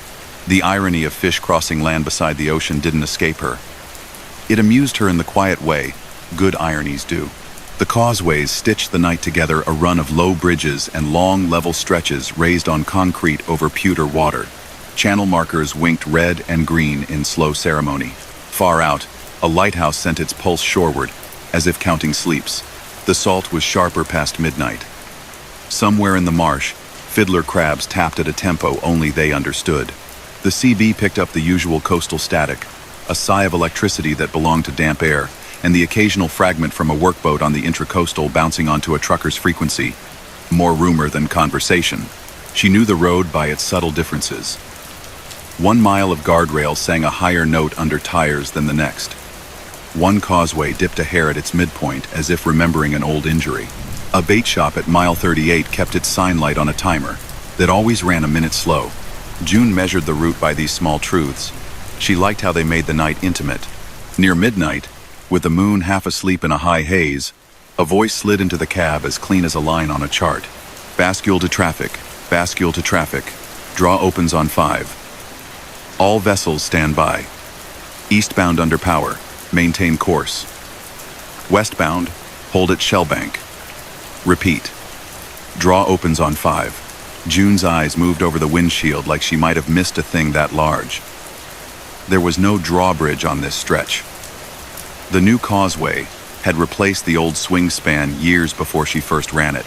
The signs that once told drivers to expect a bridge that lifted had been taken away and sold to antique shops inland.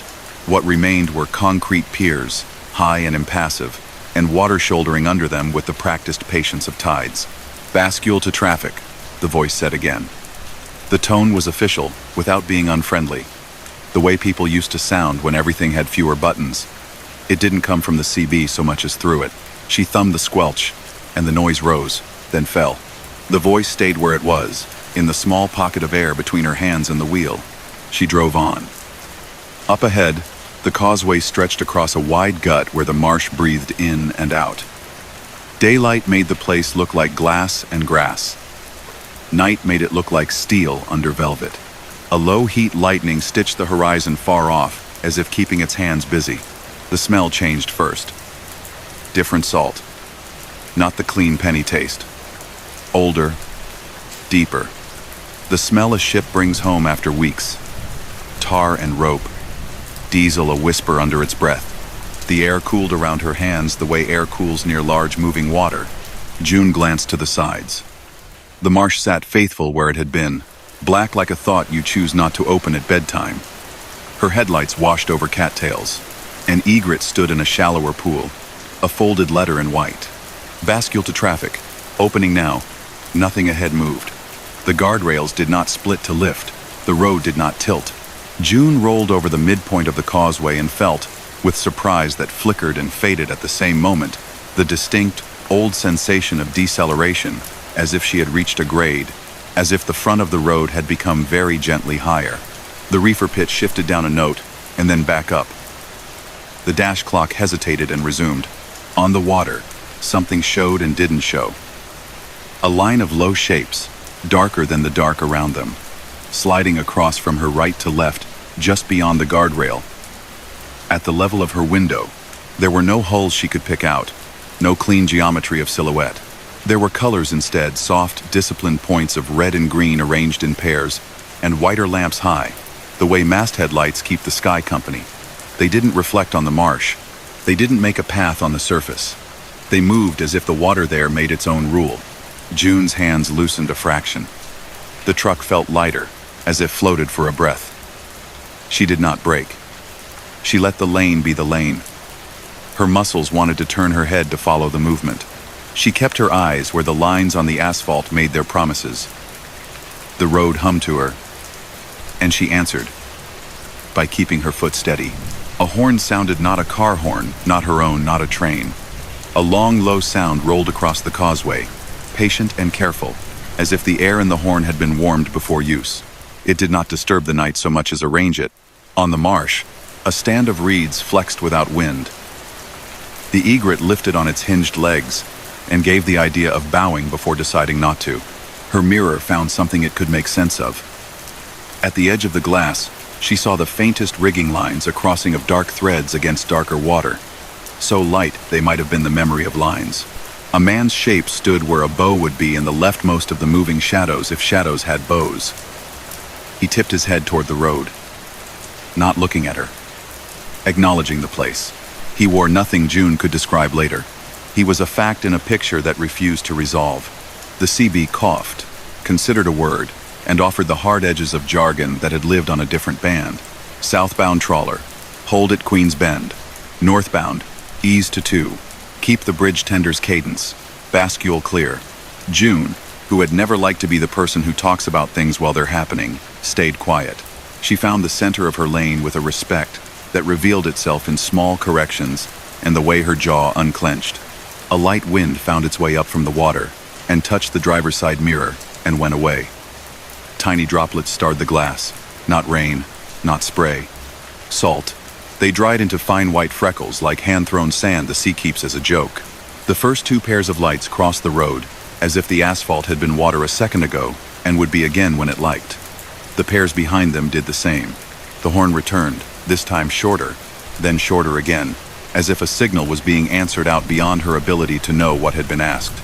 June felt the wheel press very gently against her palm, and then ease up as the causeway decided to be concrete at every place it had flirted with being something else. The smell went back to pennies. The reefer's hum found its ordinary key. The CB became what the CB always is. Somebody 3 counties away talking too loud about a tire sale, whether in a voice that wanted to be friends with rain, the low laugh of a pair of night drivers accompanying each other down I don't remember what. The lighthouse blinked at the pace she knew, slow and careful. Far back, the egret put its head under its wing. June drove on. It would have been easy to pretend the moment belonged to the road the way a cinematic trick belongs to a movie. She had no appetite for pretending. She preferred the simplicity of naming. Something crossed, and the road made room. The sign for the bait shop at mile 38 glowed its warm yellow. The parking area crushed shells under tires like soft ice. The shop itself was closed, shutters drawn. Chalkboard from the afternoon still leaning by the door. Live shrimp, ice, hot coffee at dawn. A bench made out of a boat's stern sat under the eaves with a cushion faded to the color of seawater seen through glass. She set the brake and listened. The night around a place like this is never completely quiet. Nets moved in their sleep somewhere behind the building. A coiled line remembered the shape of a hand. The drink machine burped contentedly and clicked its small heat back on. June stepped down, careful with the way night steps receive weight. Her boots made a texture against shell grit that seemed designed to soothe. Over the marsh, one more horn breathed its careful syllable and went out. A light flicked on in the small house attached to the back of the shop. A man in a sweatshirt and wool cap opened the back door and stood in the frame a second, as if deciding what the night wanted from him. He didn't look startled to see a truck in the lot. He didn't look pleased either. He looked like someone who had been waking up in the dark to check on things for most of his life and had never once resented it. "Kitchen's closed," he said, voice sleep, soft, the vowels bearing a map of the coast. "I know," June said. She could have driven on. She didn't want to just yet. "I'll go if you want me to." I wanted to stand where the road smells like rope for a minute. He considered this and nodded. It fit his view of a world that had rules and exceptions that weren't enemies. "We got coffee that thinks it's still morning," he offered, jerking a thumb toward the dark inside. "It's stubborn but decent." "I'm good," she said. "Do you ever hear?" She stopped, aware that people sometimes interrupt their own questions to make them smaller, hoping smaller ones fit better in the world. She tried again. "Do you hear the bridge?" The man's head tilted a fraction. "Some nights," he said. "Not a bridge. What's left of one? Pilings out there under the new road. We used to have a draw. Storm took it. State put in concrete and said, 'Don't worry, tide won't take this one,' and it hasn't. But the old crossing," he made a short, incomplete gesture, palm down, as if flattening bedding, "lines up with the water still. Boats got used to a certain cadence for a long time. Places don't forget orders said in a certain tone." It was the kind of explanation June liked. Not a spectacle, a patience. "Does it ask people to stop?" "Doesn't ask," he said, pleased by the precision the question wanted. "Not with cars, not with trucks. It tells who it's meant to tell. Sometimes a fellow with a fancy radio can't hear anything for 20 minutes because the thing that used to be a bridge is on the air in his head, telling men with nets to wait their turn. Sometimes it fogs for 1 minute and clears, just enough to make a person glance, and then glance back and not drive like a fool for the next mile." He scratched his jaw. "Folks call it the midnight fleet if they want to make a poem of it. My dad called it the courtesy, said when the draw was up, you sat and waited and learned to see. When the draw was down, boats waited on the tide. Everybody practiced patience with everybody else. That's a habit a place doesn't like to give up." June looked toward the dark at the edge of the lot where the marsh became water worth naming. A navigation marker there blinked green and paused and blinked again. It did not blink in time with the lighthouse, and she liked it better for that. "Do you ever see the boats?" The man smiled like someone hearing about a good old dog. "I see lights where lights ought to be. That's enough for a man with kids sleeping one room over. The ones who see more got the job of seeing more." They go out and haul. I sell shrimp and line and coffee to help them do it. And sometimes I tell a driver whose hands look like they've been holding a wheel a long time that she can stand in the shell lot as long as she needs. You can. She thanked him for the standing, which is sometimes the favor people need. When he went back inside, the small square of light disappeared, as if it had only briefly come up for air. June climbed back into the cab. The salt freckles on the glass had dried to little moons. She pulled the wipers once. The arcs cleaned slowly, as if reluctant to erase what had been written there. She took the rest of the coast road with the easy focus it had asked for. The causeways came and went. A town with a clock that didn't match any other clock rolled past and gave her its particular feeling.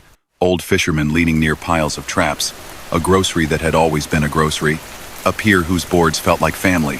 She let the reefer's hum sit at the edge of her hearing like a cat that pretends to sleep but isn't fooled by anything. Her brain let go of the part that had been waiting for a horn that wasn't hers. Morning leaned into the world behind the clouds. The horizon became a deckhand's idea of pink. A heron lifted itself over the road and remembered at the last second that wires were real and adjusted with dignity. June made her drop on time and watched a forklift disappear into the glow of freezer lights and come back as casually as if it had stepped into a pantry. She slept in the cab at a marina lot, with permission from a sign that said visitors welcome in looping letters. The masts clicked against their lines, as if playing a game with wind. In her dream, which she did not tell anyone or write down, the causeway lifted and did not lift, and a fleet of shadows moved under it, and someone she would never meet tipped his head in the way some people greet a place, not a person. It didn't happen every time she ran that route. Some nights the only thing extraordinary was how smoothly an ordinary night went. But when the air pressed down softly like a hand on a book, when the marsh learned to breathe in a longer rhythm, when the tide had turned a little early or late, and the birds stood like notes written on a line of reed, she would hear it again. Bascule to traffic, opening on 5. All vessels stand by. She never answered. It wasn't an invitation for her. It wasn't even an interruption. It was a reminder in another language that patience has a schedule. She found she drove better after it, the way a person walks better after tying a shoe. And in the cafes up and down the county, where nets hung on walls too high for anyone to bang their heads on them, drivers sometimes mentioned quiet as salt, how the coast road kept its old manners. Someone always nodded the way you nod toward the ocean from a distance, and the conversation moved on to practical things like coffee and whether the bridge farther up would be washing the deck tomorrow. Once, on a late summer run, she stopped again at mile 38, and the bait shop chalkboard had a different hand. The man in the cap was teaching a kid how to open a bag of ice with a tap instead of a fist. The kid listened with the earnestness of someone who likes to get a thing right. June bought a pack of gum because buying nothing felt ungrateful. She walked out into a night so clear she could see the pocked face of the moon. The marsh made its small sounds. Far away, a horn decided on a long, calm note and sent it across the dark water. June stood still and listened to it reach the road, to the way the air made room for it and closed again. She touched the side of the truck as a person touches a shoulder to say, "We did that well."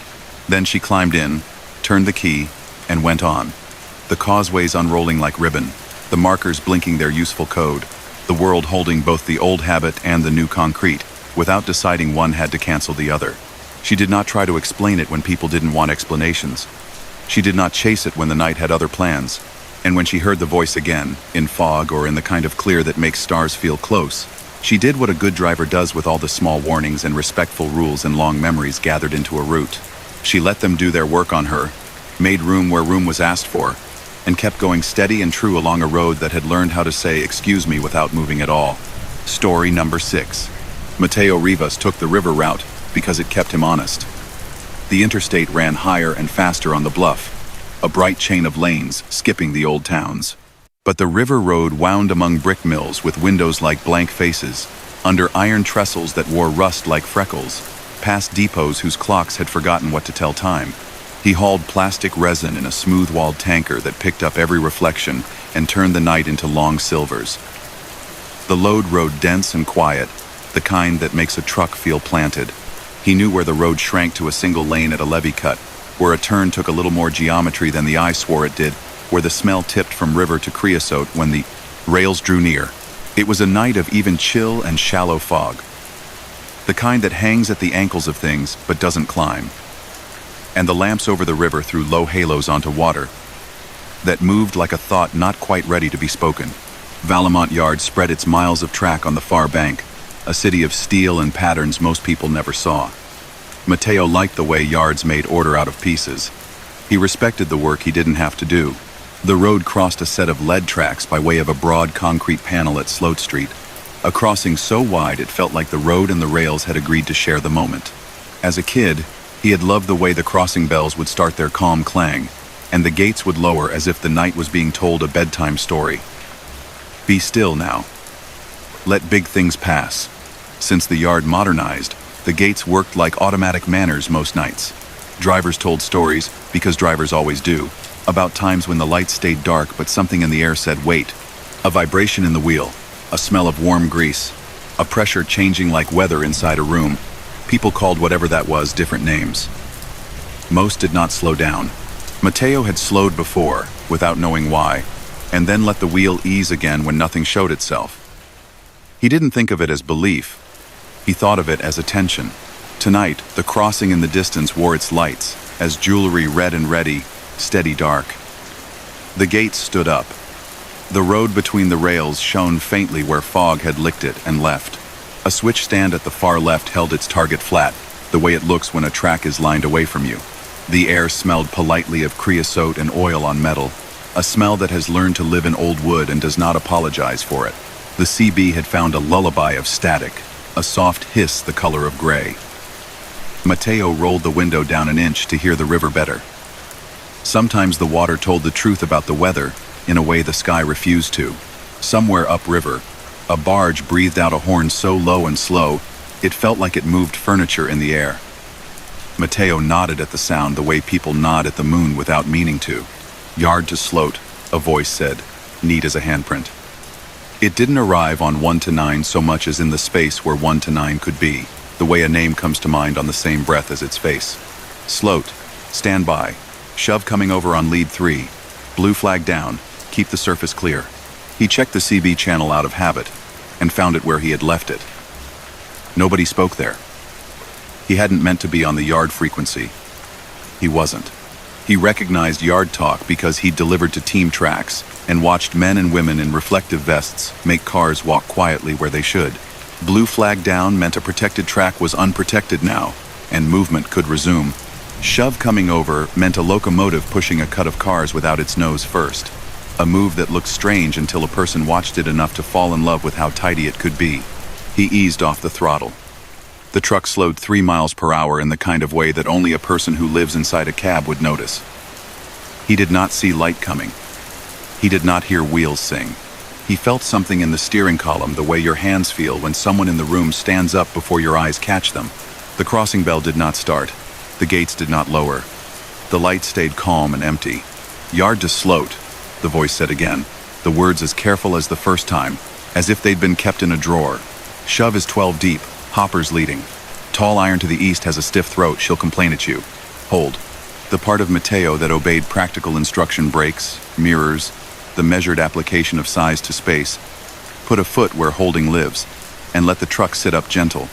A dog settling at heel. He stopped well back of the crossbuck out of habit and respect. He touched the switch for the 4 ways, and then didn't. The red blink felt like lying in a quiet church. He kept the lamp solid. For a heartbeat, nothing moved. Then the rails whispered to each other the way glass does when temperature changes. The whisper ran from right to left and back again, an exchange of small, private information. Farther into the yard, a coupler knocked metal to metal, softened by distance. A second later, a sound came that his ear only learned because he'd watched and watched. The long, low hiss of air tying a cut to a locomotive. The sound belonged to a cow's breath in winter, to a patient animal leaning and saying, "I have you now." The first car came out of the fog at a pace that belonged to caution. Matteo didn't see a locomotive's lamp. He saw the shape of a hopper, pale gray, ribs dark, a version of weathered that took years to teach. Its wheels contacted the rail with that private little kiss that trains do, more felt than heard. It moved as if the night had made a path specifically for it, which, in truth, the night had steel on steel, much rehearsed. "Walk 'em," another voice said, closer to his ear and at the same time far across the rail yard. 2, 1, half. That'll do. Stretch. Stretch. Good.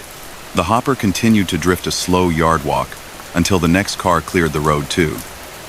10 seconds passed, and in those 10 seconds the world at the crossing felt like a hand held up kindly. Then a rake of cars followed, each one leaving a slice of cold air that was different from the river cold, as if it had been hiding under steel and was just now let loose. The fog at the rail burned and formed and burned again, its edges softened by the slight warmth of metal compared to water. The crossing lights stayed dark. The gates stayed where they were, at attention, not order. A man appeared 8 feet to the left of Mateo's hood, where the brush had lain itself down for the winter. He did not step out of anything so much as he discovered there was room for him at the edge of the road, and decided to use it. He wore a cap without a logo, and a vest whose reflective stripes were the older kind, the ones that remember glass beads. A lantern hung from his left hand, not LED, not the cold purple light of some headlamps. This lantern carried a warm, human light, as if a small domestic sun had been tamed into a circle. The glass was fogged at the top where heat meets cool, clean at the bottom. He lifted the lantern, drew it in a slow circle at shoulder height, the old pattern, and then lowered it, palm out toward Mateo, in the low sweep that has meant stop for a very long time. Mateo didn't move. He didn't blow the horn in greeting. The breath stayed inside him in the way it does when something large crosses the world, and you're a polite piece of it. The man's face was a study in almosts. He was neither young nor old in a way a person can't be when they have had too much weather. His clothes looked like they belonged to several years at once. He did not watch the truck. He watched the rails, and sometimes the horizon, and sometimes the lantern, as if that small circle of contained day mattered more than anything else. "Clear 2 more on the rear," said a voice close to Mateo's window. The first lantern's twin stood 50 feet down the road on the far side of the crossing. The person holding it a stack of shapes the fog kept politely and did not explain. 10 cars on, pin and kick. Then give me the lead. Copy, the first voice said. That's your shove. All tracks protected. Sloat's got eyes. Thank you for your patience. The yard talk continued, calm as a heartbeat.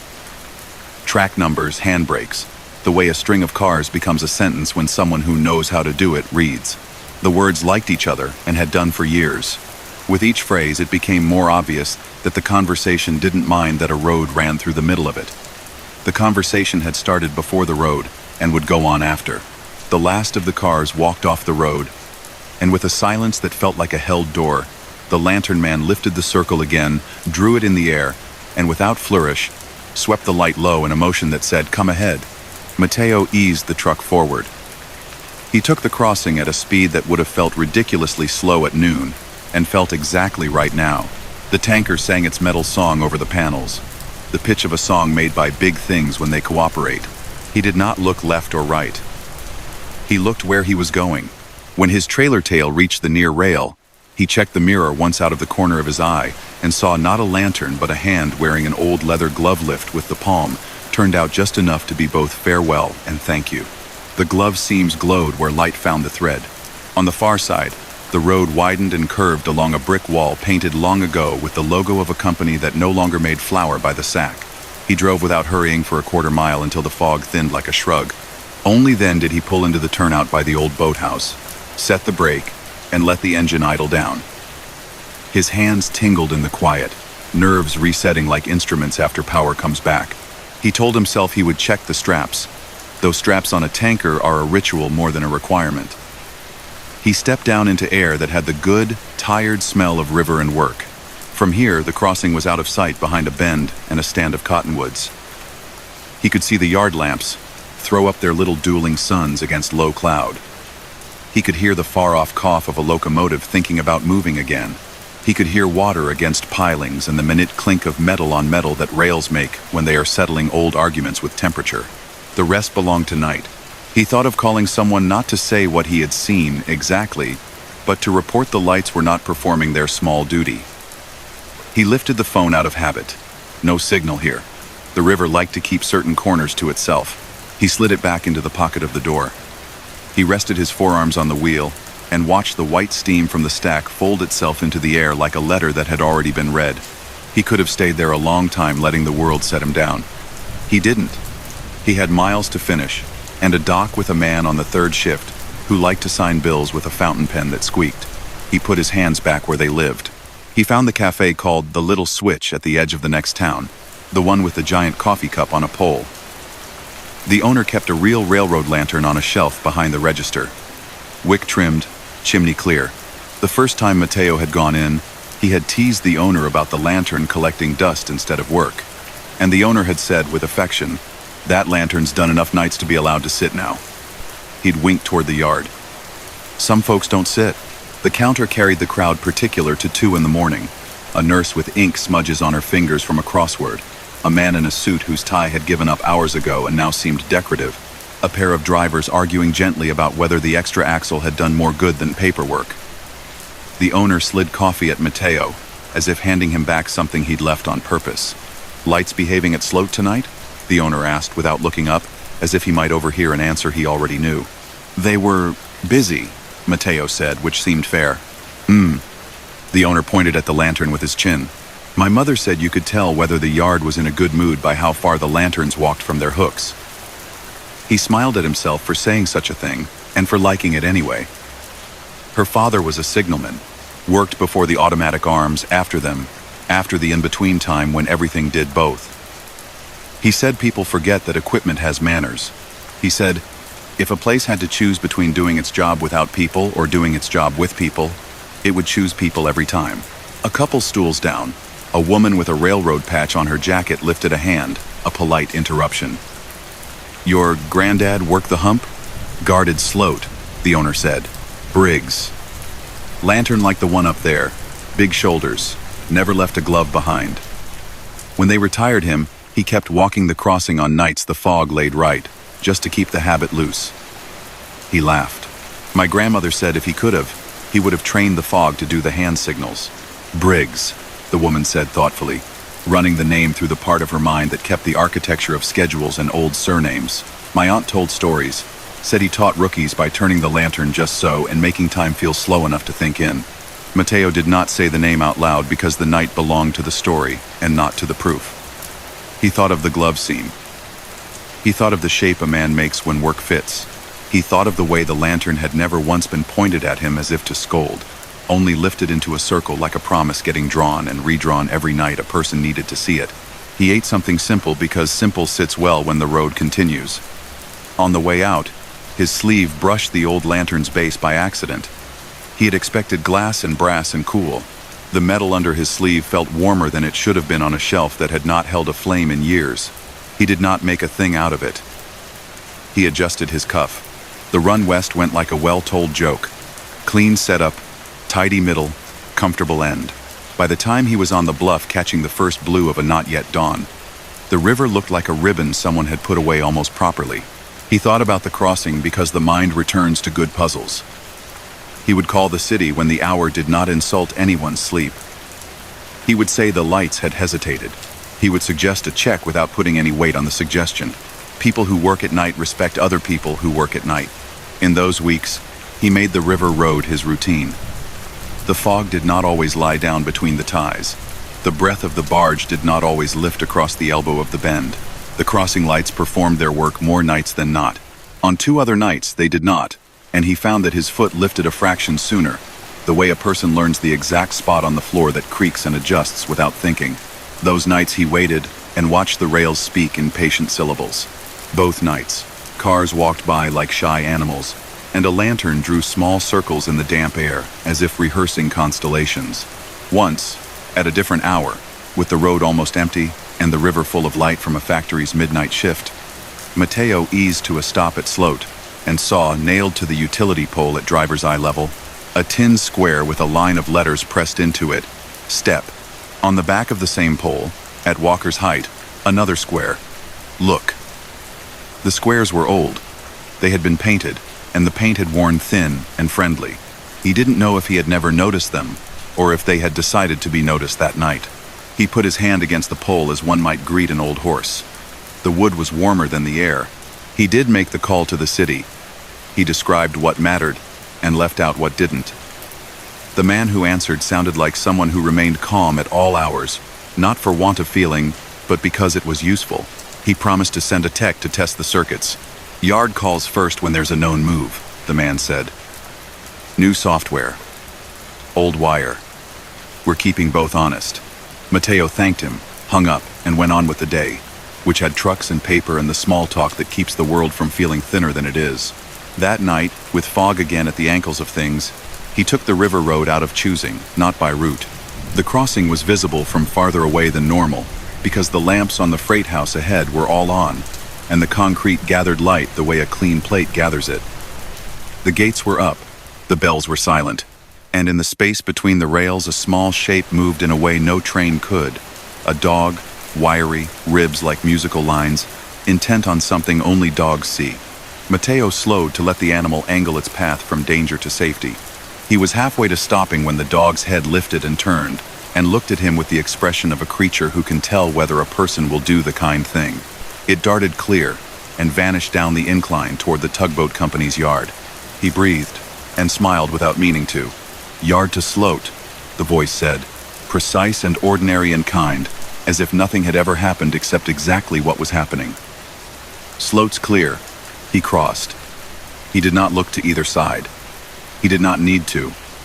He had learned enough nights to know which pieces of the world want to be looked at and which do not, and how to be grateful for both. Later, in the cafe, the owner had slid a photo onto the counter without commentary. It was the black and white sort with silver in the paper and edges that curl toward the person they belonged to. It showed the crossing in summer, bright morning, a man in a cap at the edge of the road lifting a lantern in a circle so crisp you could imagine a thin chalk line tracing it. On the back, in pencil, block letters. Briggs, Sloat, 1978. Mom found it in with recipes, the owner said. Thought you'd appreciate the line of it. He did. He appreciated the line of it, the way he appreciated a road that met a river, and both of them met a set of rails, and everyone remembered their manners. He tucked the picture back toward the owner with a care that matched how it had been offered. He drank his coffee and rolled into the dark again, the tanker making of the night one long, slender ribbon, the river beside him breathing a steady thought, the yard doing its exact and patient work whether anyone saw the lantern or not. And at the crossing at Sloat, where the old tin squares asked the only things that matter, step, look the gates, sometimes lowered, and sometimes did not. And wherever a person was needed between those two events, someone with a circle of light made a small motion that meant, simply and clearly, wait, and then just as clearly, go on. Story number 7. Cali Mendoza had been on the turnpike long enough to know the flavor of its night. The plazas came like islands, each with its own smell of coffee and coolant, its own fluorescent weather. Out between them, the world reduced to lane and hum and the faint glow of the dash, and the toll gantries slid over like door frames into more of the same. She ran a dry van with medical pallets banded tight, the kind of freight that liked polite handling. The schedule was real, but not cruel, and she'd promised herself she would not turn the night into a dare. After midnight, the air pressed, cool and even. Distant trees made low. Flattened hills where the turnpike brushed the forest. The call boxes that nobody used anymore stood at intervals like retired sentries, yellow paint softened to a gentler shade by years. The phone in the passenger cubby vibrated with a buzz that misfired at the edge of her, hearing no alert on the screen, just a little quiver, as if it had dreamed of a notification. She slid it face down. Ahead, a green board announced the usual. Gas food. Rest 12 miles. She rolled the thought of a coffee in her mouth and let it dissolve. She could stretch to the next. The radio kept her company with a low news station that believed in clocks with hands and tone beeps at the top of the hour. The beeps came, precise as a measuring cup. Then the sign appeared that wasn't on any map. White Oak Audit 2 miles, it said simply, with a square icon that might have been a ledger or might have been a door. Arrows pointed down the ramp graphic in a way that suggested an old designer's hand. She hadn't seen that name in all the years she'd run this. She glanced toward the far lanes. No one seemed to react. A big dog company tractor eased past at a lawful clip, its driver's wrist on the wheel in that casual, practiced rest. The sign glowed green, not the new bright, the polite kind. Her foot lifted a fraction without asking her. She told herself no. She had enough time to make the next plaza. There was no reason to sample the odd, but the names of things carry a gravity when a person is tired, and this name had a particular pull. Audit. Not of money, perhaps, of something. The next board repeated itself with a smaller addendum.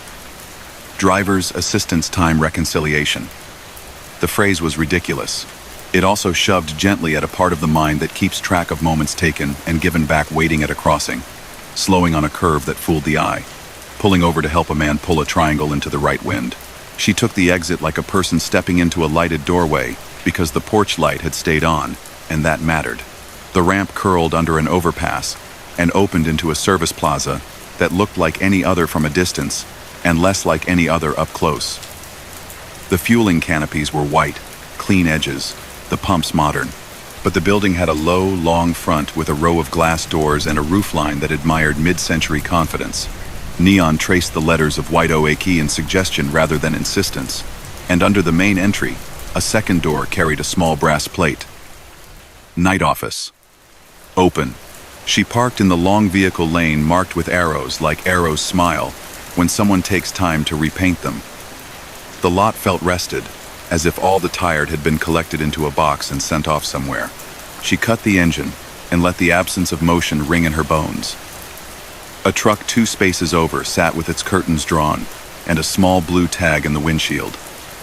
Back at 3, her dashboard clock said Doistries. The night office bell had been tuned by someone who understood bells. It gave a single note, neither sweet nor shrill, and the door closed behind her with a seal as soft as a hand on a shoulder. Inside, the counter ran low and deep, its varnish worn to a warm sheen by years of elbows. Behind it, a board of small cubbies held things that didn't seem as if they belonged in a service plaza and yet belonged nowhere else. A matchbook with Atlas on the cover in blue, a brass key fob stamped 7, a tin square that had the word "Look" pressed in its face, a photo of a pickup with a roof sign that read "Follow me" in bulbs, the picture's edges curled like a smile. A railroad lantern stood on a shelf with its glass clean. A tiny green ship's channel marker sat on the sill, as if misplaced from a shelf across the hall. A map of the turnpike ran the wall, and someone had marked, in tidy pencil, little circles around places that meant nothing to customers and everything to those who knew the road's moods. Blink Field, Skip Flats, Causeway, Yard. Behind the counter, a person stood with a ledger open and a fountain pen uncapped. The person was not young and not old.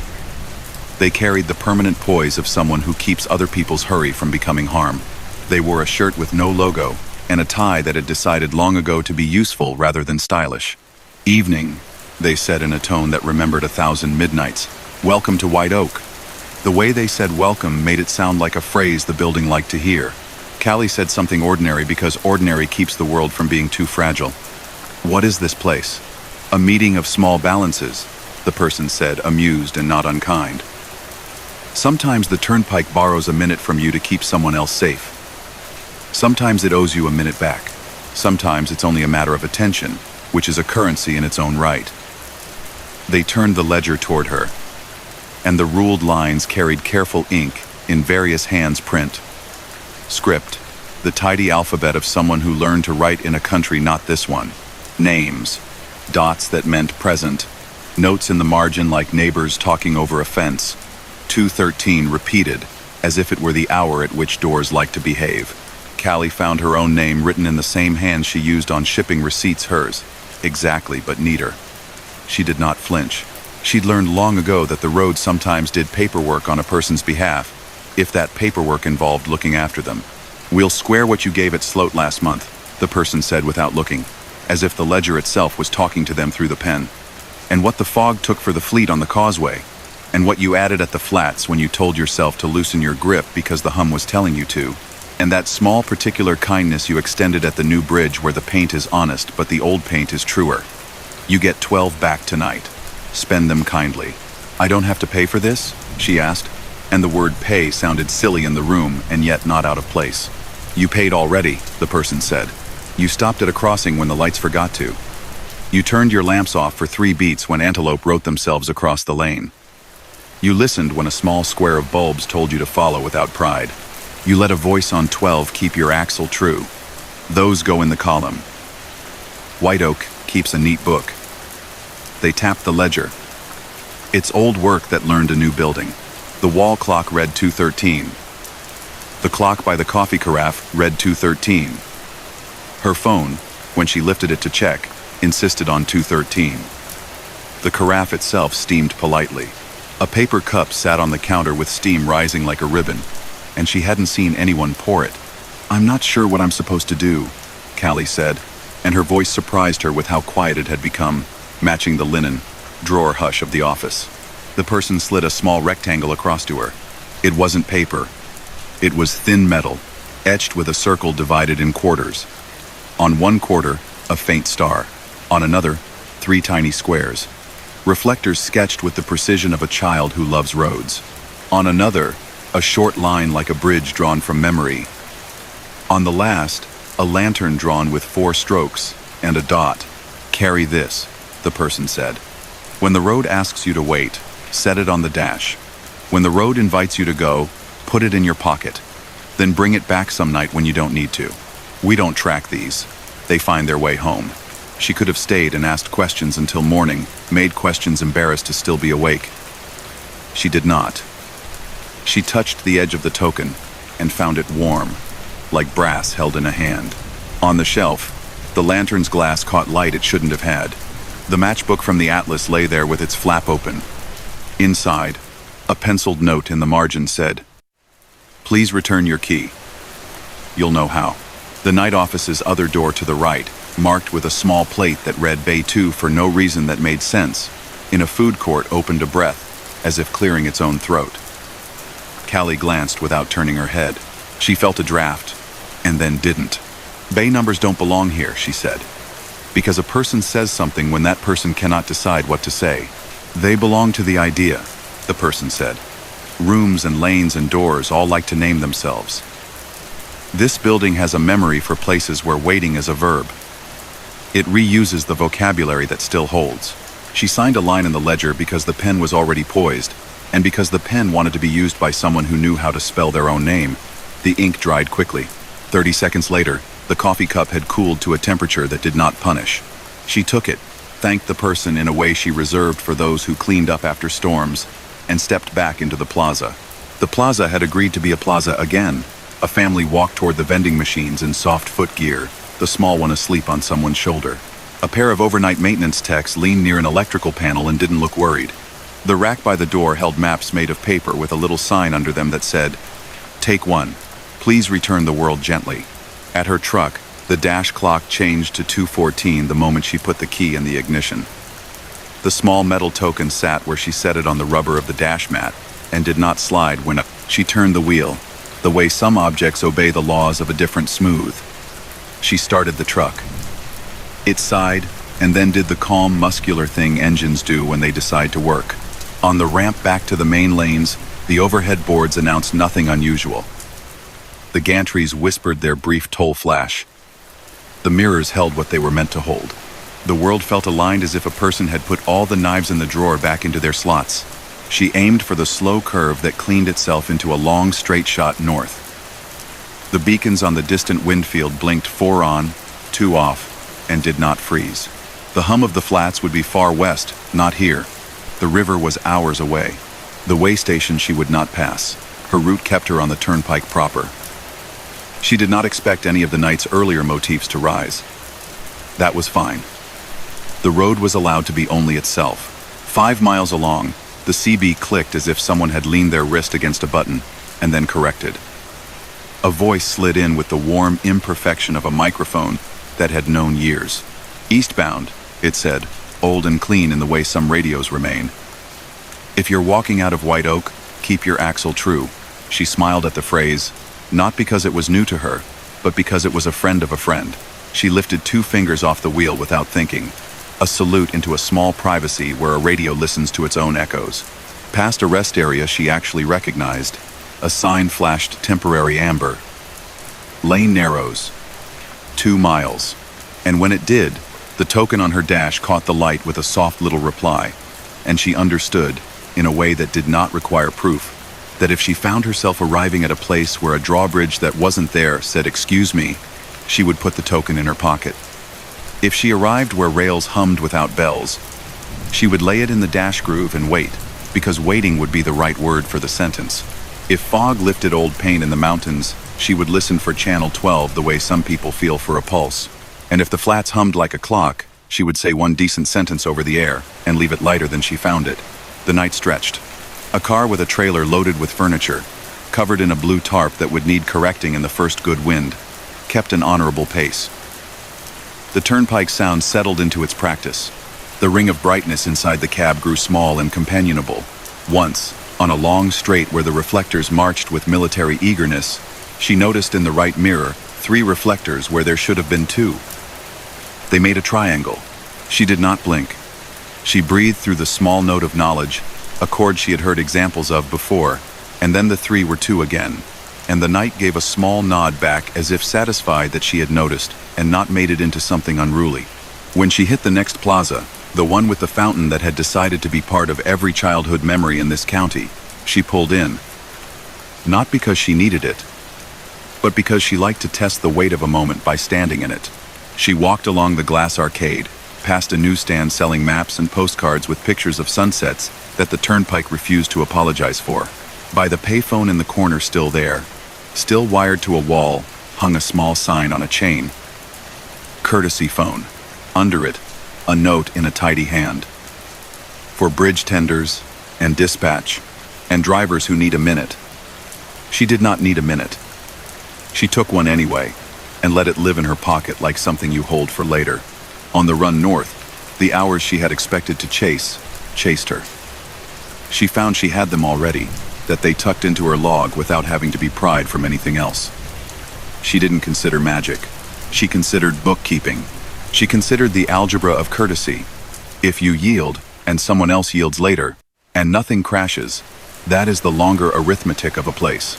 The last hour of night came with that thin blue at the hairline of the world, the kind that's no color when you look right at it, and every color if you look just off to the side. In that hour, the trucks around her seemed to become more themselves, each bearing and decal an identity they'd been offered and accepted. She thought of the cubby wall in the night office, how the objects had gathered and waited, and did not insist on being looked at. She thought of the ledger, the neatness of the lines. She thought of a lantern circle drawn in damp air, and understood that sometimes a person's job isn't to see, it's to be seen by the thing that knows what it's doing. At her drop, the dock light turned on in a square of concrete that had known thousands of tires. The receiver stamped printed name on paper and said thanks in the tone people use when a night went like it should. The floor sweepers whispered like restrained sea. When she climbed back into the cab, the token had slid an inch toward her, as if it wanted to say one thing and could not say it. She took it back to White Oak weeks later, not because she had to, but because the ring of the night office bell had made a mark on her that felt like a habit wanting to start. The plaza looked plain in daylight, a collection of cinderblock realities. The night office door was simply locked, a sign in the glass. After 10 p.m., she smiled at herself, at the foolishness of expecting certain rooms to want the Sunday. She turned to go, then saw on the ledge a wooden tray with a note. Returns. Leave what you're done with. There were no items in the tray, only a softness where objects often rested. She set the token down. The metal cooled in the shade as if deciding to stay. On her way back out, 2 young drivers argued kindly about a route on a map made of paper. One traced with a finger and said, "Here, the blink field." The other said, "Nah, that's farther west." They grinned the way men do when a place is a story and a job together. On the ramp, her radio cleared its throat in that manner it had adopted only since she first took the odd exit, and a voice that had nothing to sell and everything to give said, "White Oak is sleeping.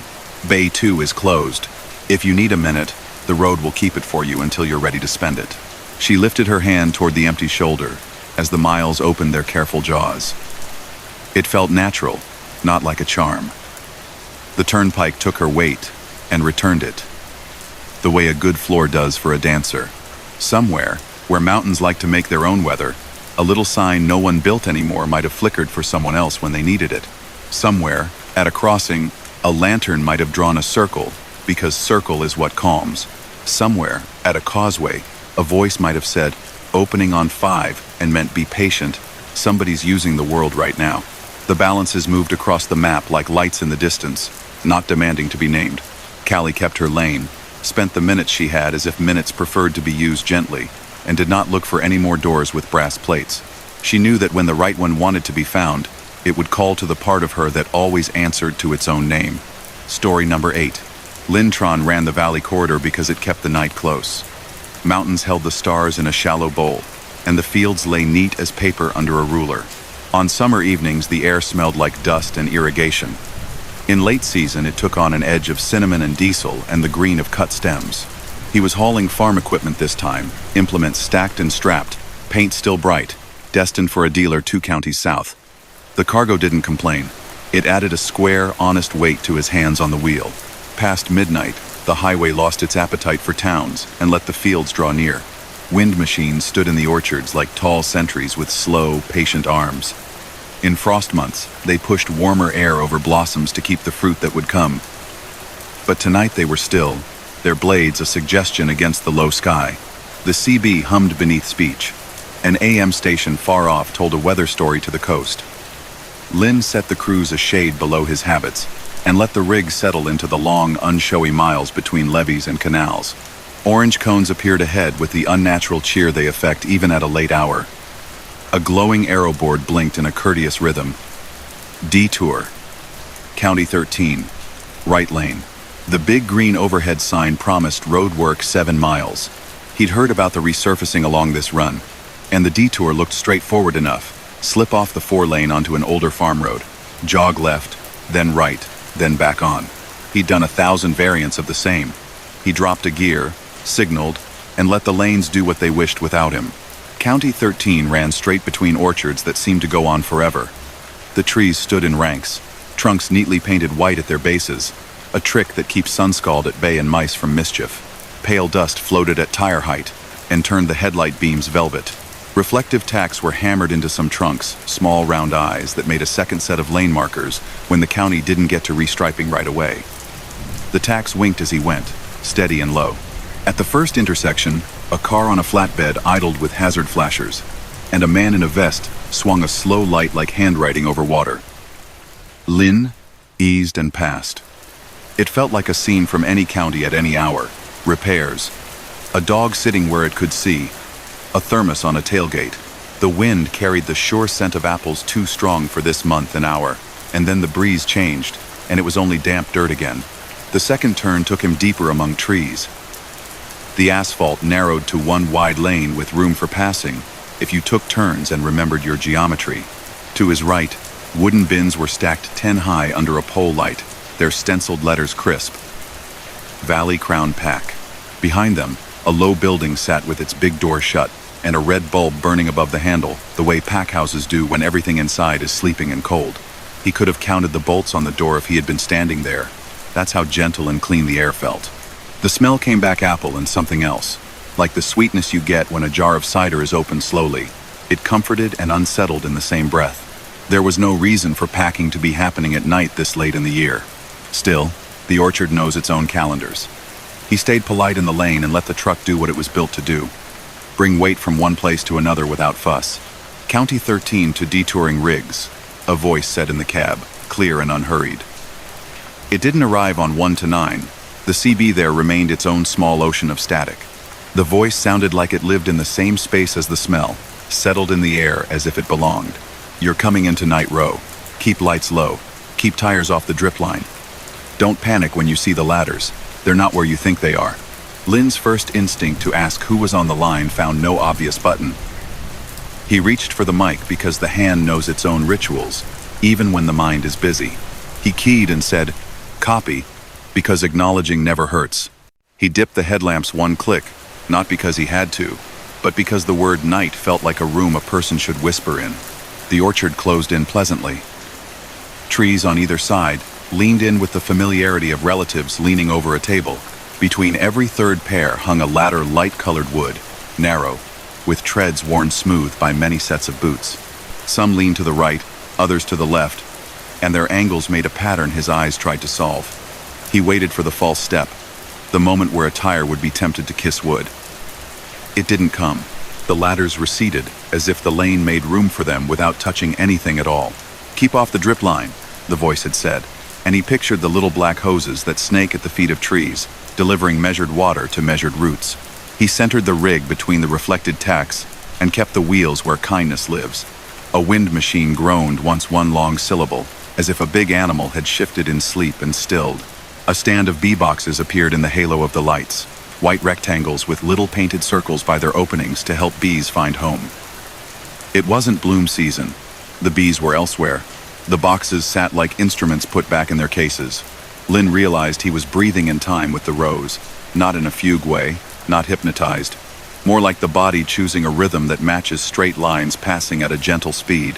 He thought of tapping the brakes for the simple reassurance of seeing the taillights touch the bins on the right and come away clean. He didn't. The thought made him smile at himself. Good habits don't mind being humored. The next turn, there had been no sign for it. Just a natural bend brought him into a clearing like a plaza. A square of open, packed dirt, hemmed in by trees. The night felt thicker there in a way that belonged to places where stories paused to put their shoes on. In the square's middle, a single pole stood with a lamp and a clock dial beneath it, the kind that could have been borrowed from a train platform in a different decade. Its hands pointed to 2:13. Lynn's dash clock agreed, but he could have sworn it had moved while he wasn't looking. He slowed to nearly nothing. The voice returned friendly, certain. "Narrow on the next row. Keep the mirrors tucked with your eyes. 3 bins stacked on the left will look like 5. It's light playing tricks with the straps. When you reach the windbreak, breathe and don't count the trees."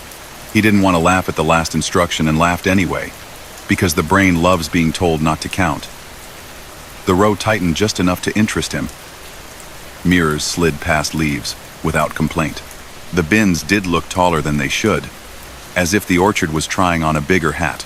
He reached the windbreak, a line of taller trees planted years ago to teach the ranch how to take the wind without resentment, and exhaled as if obeying had actually been required. He didn't count the trees. He didn't want to know what would happen if he did. In the distance, a forklift beeped softly like a toy remembering a song. The packhouse door that had been closed was now open a hand's width.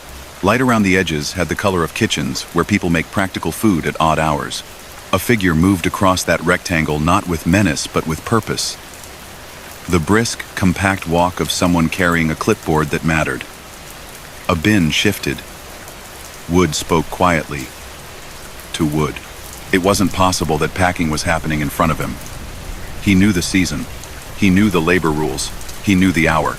He also knew the sound a bin makes when it is full and set down in a way that respects its corners.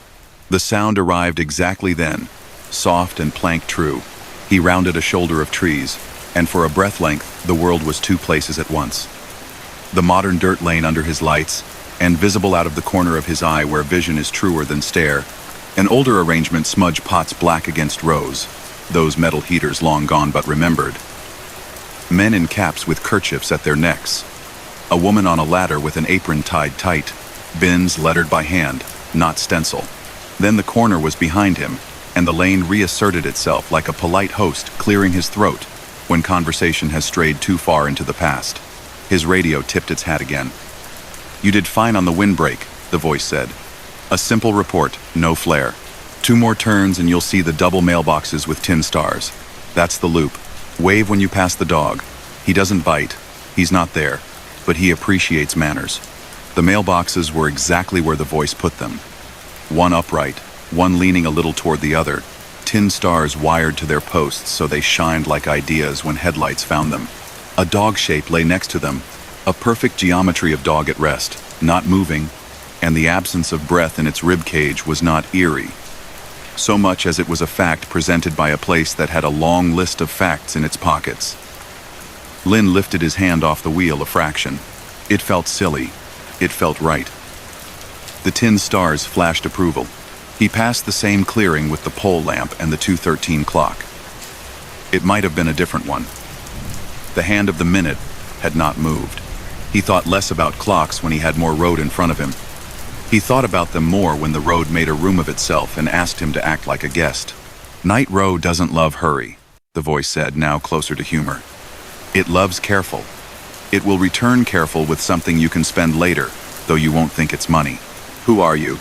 Lynn said into the cab, and it felt no more foolish than speaking to rain. "Is this dispatch?" "Never mind names," the voice said kindly. "Keep the drip line safe. Keep your revs like a good heart. You're almost through." He came to a narrow bridge that lifted over a creek canal, concrete rails low and stained with subtle rings from old water.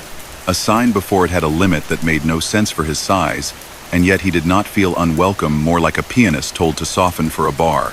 He took it slow. The concrete hummed a smooth note under the tires. The water made its own small silk sound like someone unfolding letters. Good, good. And then he was across.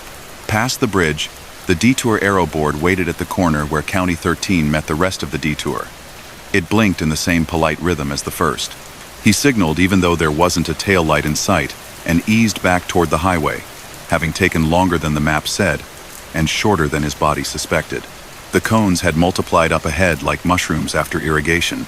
He slipped between them and felt the highway welcome him back with the subtle relief of wider margin. He checked his clock. 2:21, as if everything had been ordinary. He checked his log out of habit. The set of numbers looked like the math of a driver who had never seen an orchard at midnight. He sat back into the seat where his shoulders lived. He drove. At the first plaza beyond the work zone, he pulled in to stretch and check bindings and let the night be itself without a big machine attached to him.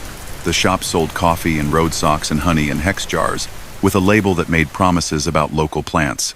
Beside the register sat a wooden bin with apples in it, small and waxy and real. The little sign said, "Late Drop Valley Crown Honor System." He put money in the jar because it seemed rude to be in a story and not pay the small toll a story asks. By the napkins lay a stack of stickers for kids who visited farm markets. He saw one with a brand he thought he knew, oval, red background, white script. Valley Crown Pack. But the font was older. The white a hair more cream. The edges cut by a hand that loved scissors, not laser. He lifted it and flipped it over. Someone had written a year in pencil, in a neat block hand. It belonged to a decade, with more starch in its shirts. "You look like you know the back roads," the cashier said, making change like a person who could also balance an entire community's books, if asked. "They know me," Lynn said without thinking, and then laughed because it sounded like someone else had thought it for him first. He pointed at the apples. "These from a night shift? Farmer dropped them at supper," she said. "Said the trees had a second breath this year. Said he ran night irrigation once last week to respect it. My granddad used to talk about the night row.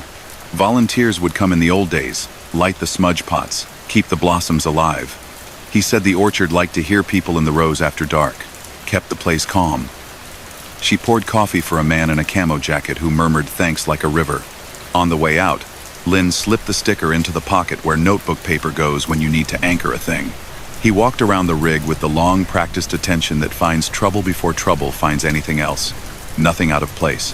He climbed back in and set his hands where they belonged. The highway ran smoother than it had any right to. He reached the dealer yard outside the South County town 10 minutes ahead of a schedule that wasn't mean about time anyway. The foreman signed and joked about the heat coming back in a week and how farmers liked their machines not because they broke, but because braking kept everyone acquainted. Lynn weighed the day in his head. Before night row, after night row. He didn't choose one. He called both good. A week later, heading north empty at a similar hour, he saw the detour boards again and felt the same gentle tug. He took County 13 because the cones asked instead of told. The orchard smelled like warm leaves and dusty sweetness. The wind machines didn't groan. He reached the clearing with the clock and found it at 2:13. He didn't count the trees. He waved at the dog that wasn't there because that is how you act when you have a sense for a place's manners. He crossed the narrow bridge at a piano player's tempo and came out onto the highway with the crispness of a man whose hands had done this and liked doing it. Sometimes he heard the voice in the cab, and sometimes he didn't. When he did, it never told him anything dramatic. It said things like, "Don't chase the ladder," and "Slow hands," and once, with affection, "The bins look taller when you're tired." When he didn't, he still heard the orchard, the distant little forklift song, and the soft thump of full wood, and the way the rows teach even a big machine what a straight line really means. He told the story in pieces to other drivers, because telling a thing whole sometimes gives it the wrong shape. He'd say, "If a detour takes you into the trees, respect the drip line." They'd ask what that meant, and he'd draw a little line with a finger on the table, and people would get it and nod.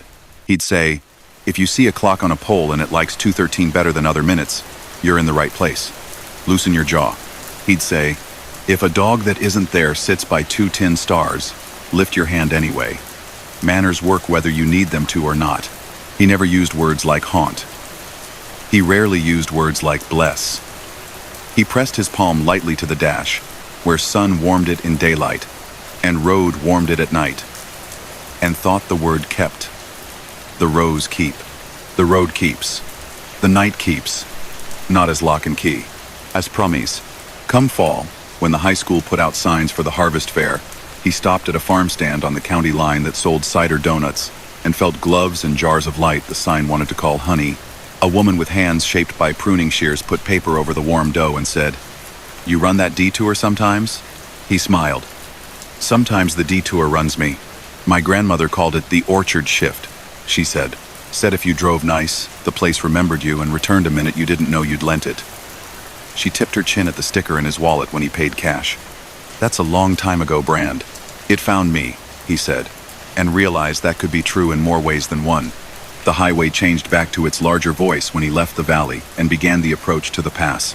Fog on a ridge did what fog likes to do, and he slowed the way someone who has driven enough slows, gentle, early, with respect.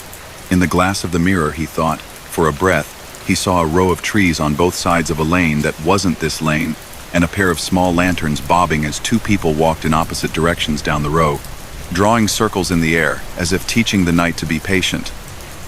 He didn't blink. He breathed. The fog showed him only the road when he looked again. That was fine. Sometimes being hospitable is letting the view decide what to keep for itself. The detour signs went away after the asphalt cured. County 13 returned to being only a line on a map for people who knew the difference between county and state. The orchard entered winter with its modest trees bare and their bones neat. The wind machines watched the sky for the nights when work would be needed. On clear evenings, under a moon that had learned all the roads by heart, a driver crossing the narrow bridge might feel the lane move under their tires, as if making extra room, and in their cab they might hear a voice that didn't belong to radio or phone say, with the gentle authority of someone who knows rows and rhythms, "Keep tires off the drip line." And they would make it through. And somewhere a clock would choose 2:13, as if time itself had decided to remember a good habit. And that's where tonight's drive ends. 8 true, terrifying trucker stories from the highways that never sleep. Out there, past the hum of the engine and the reach of your headlights, the dark still watches, waiting for the next traveler to pass through.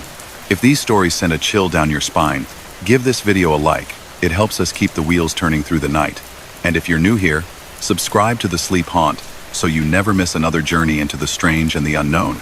Until next time, keep your lights bright, your doors locked, and your heart steady. Good night, and safe travels through the dark.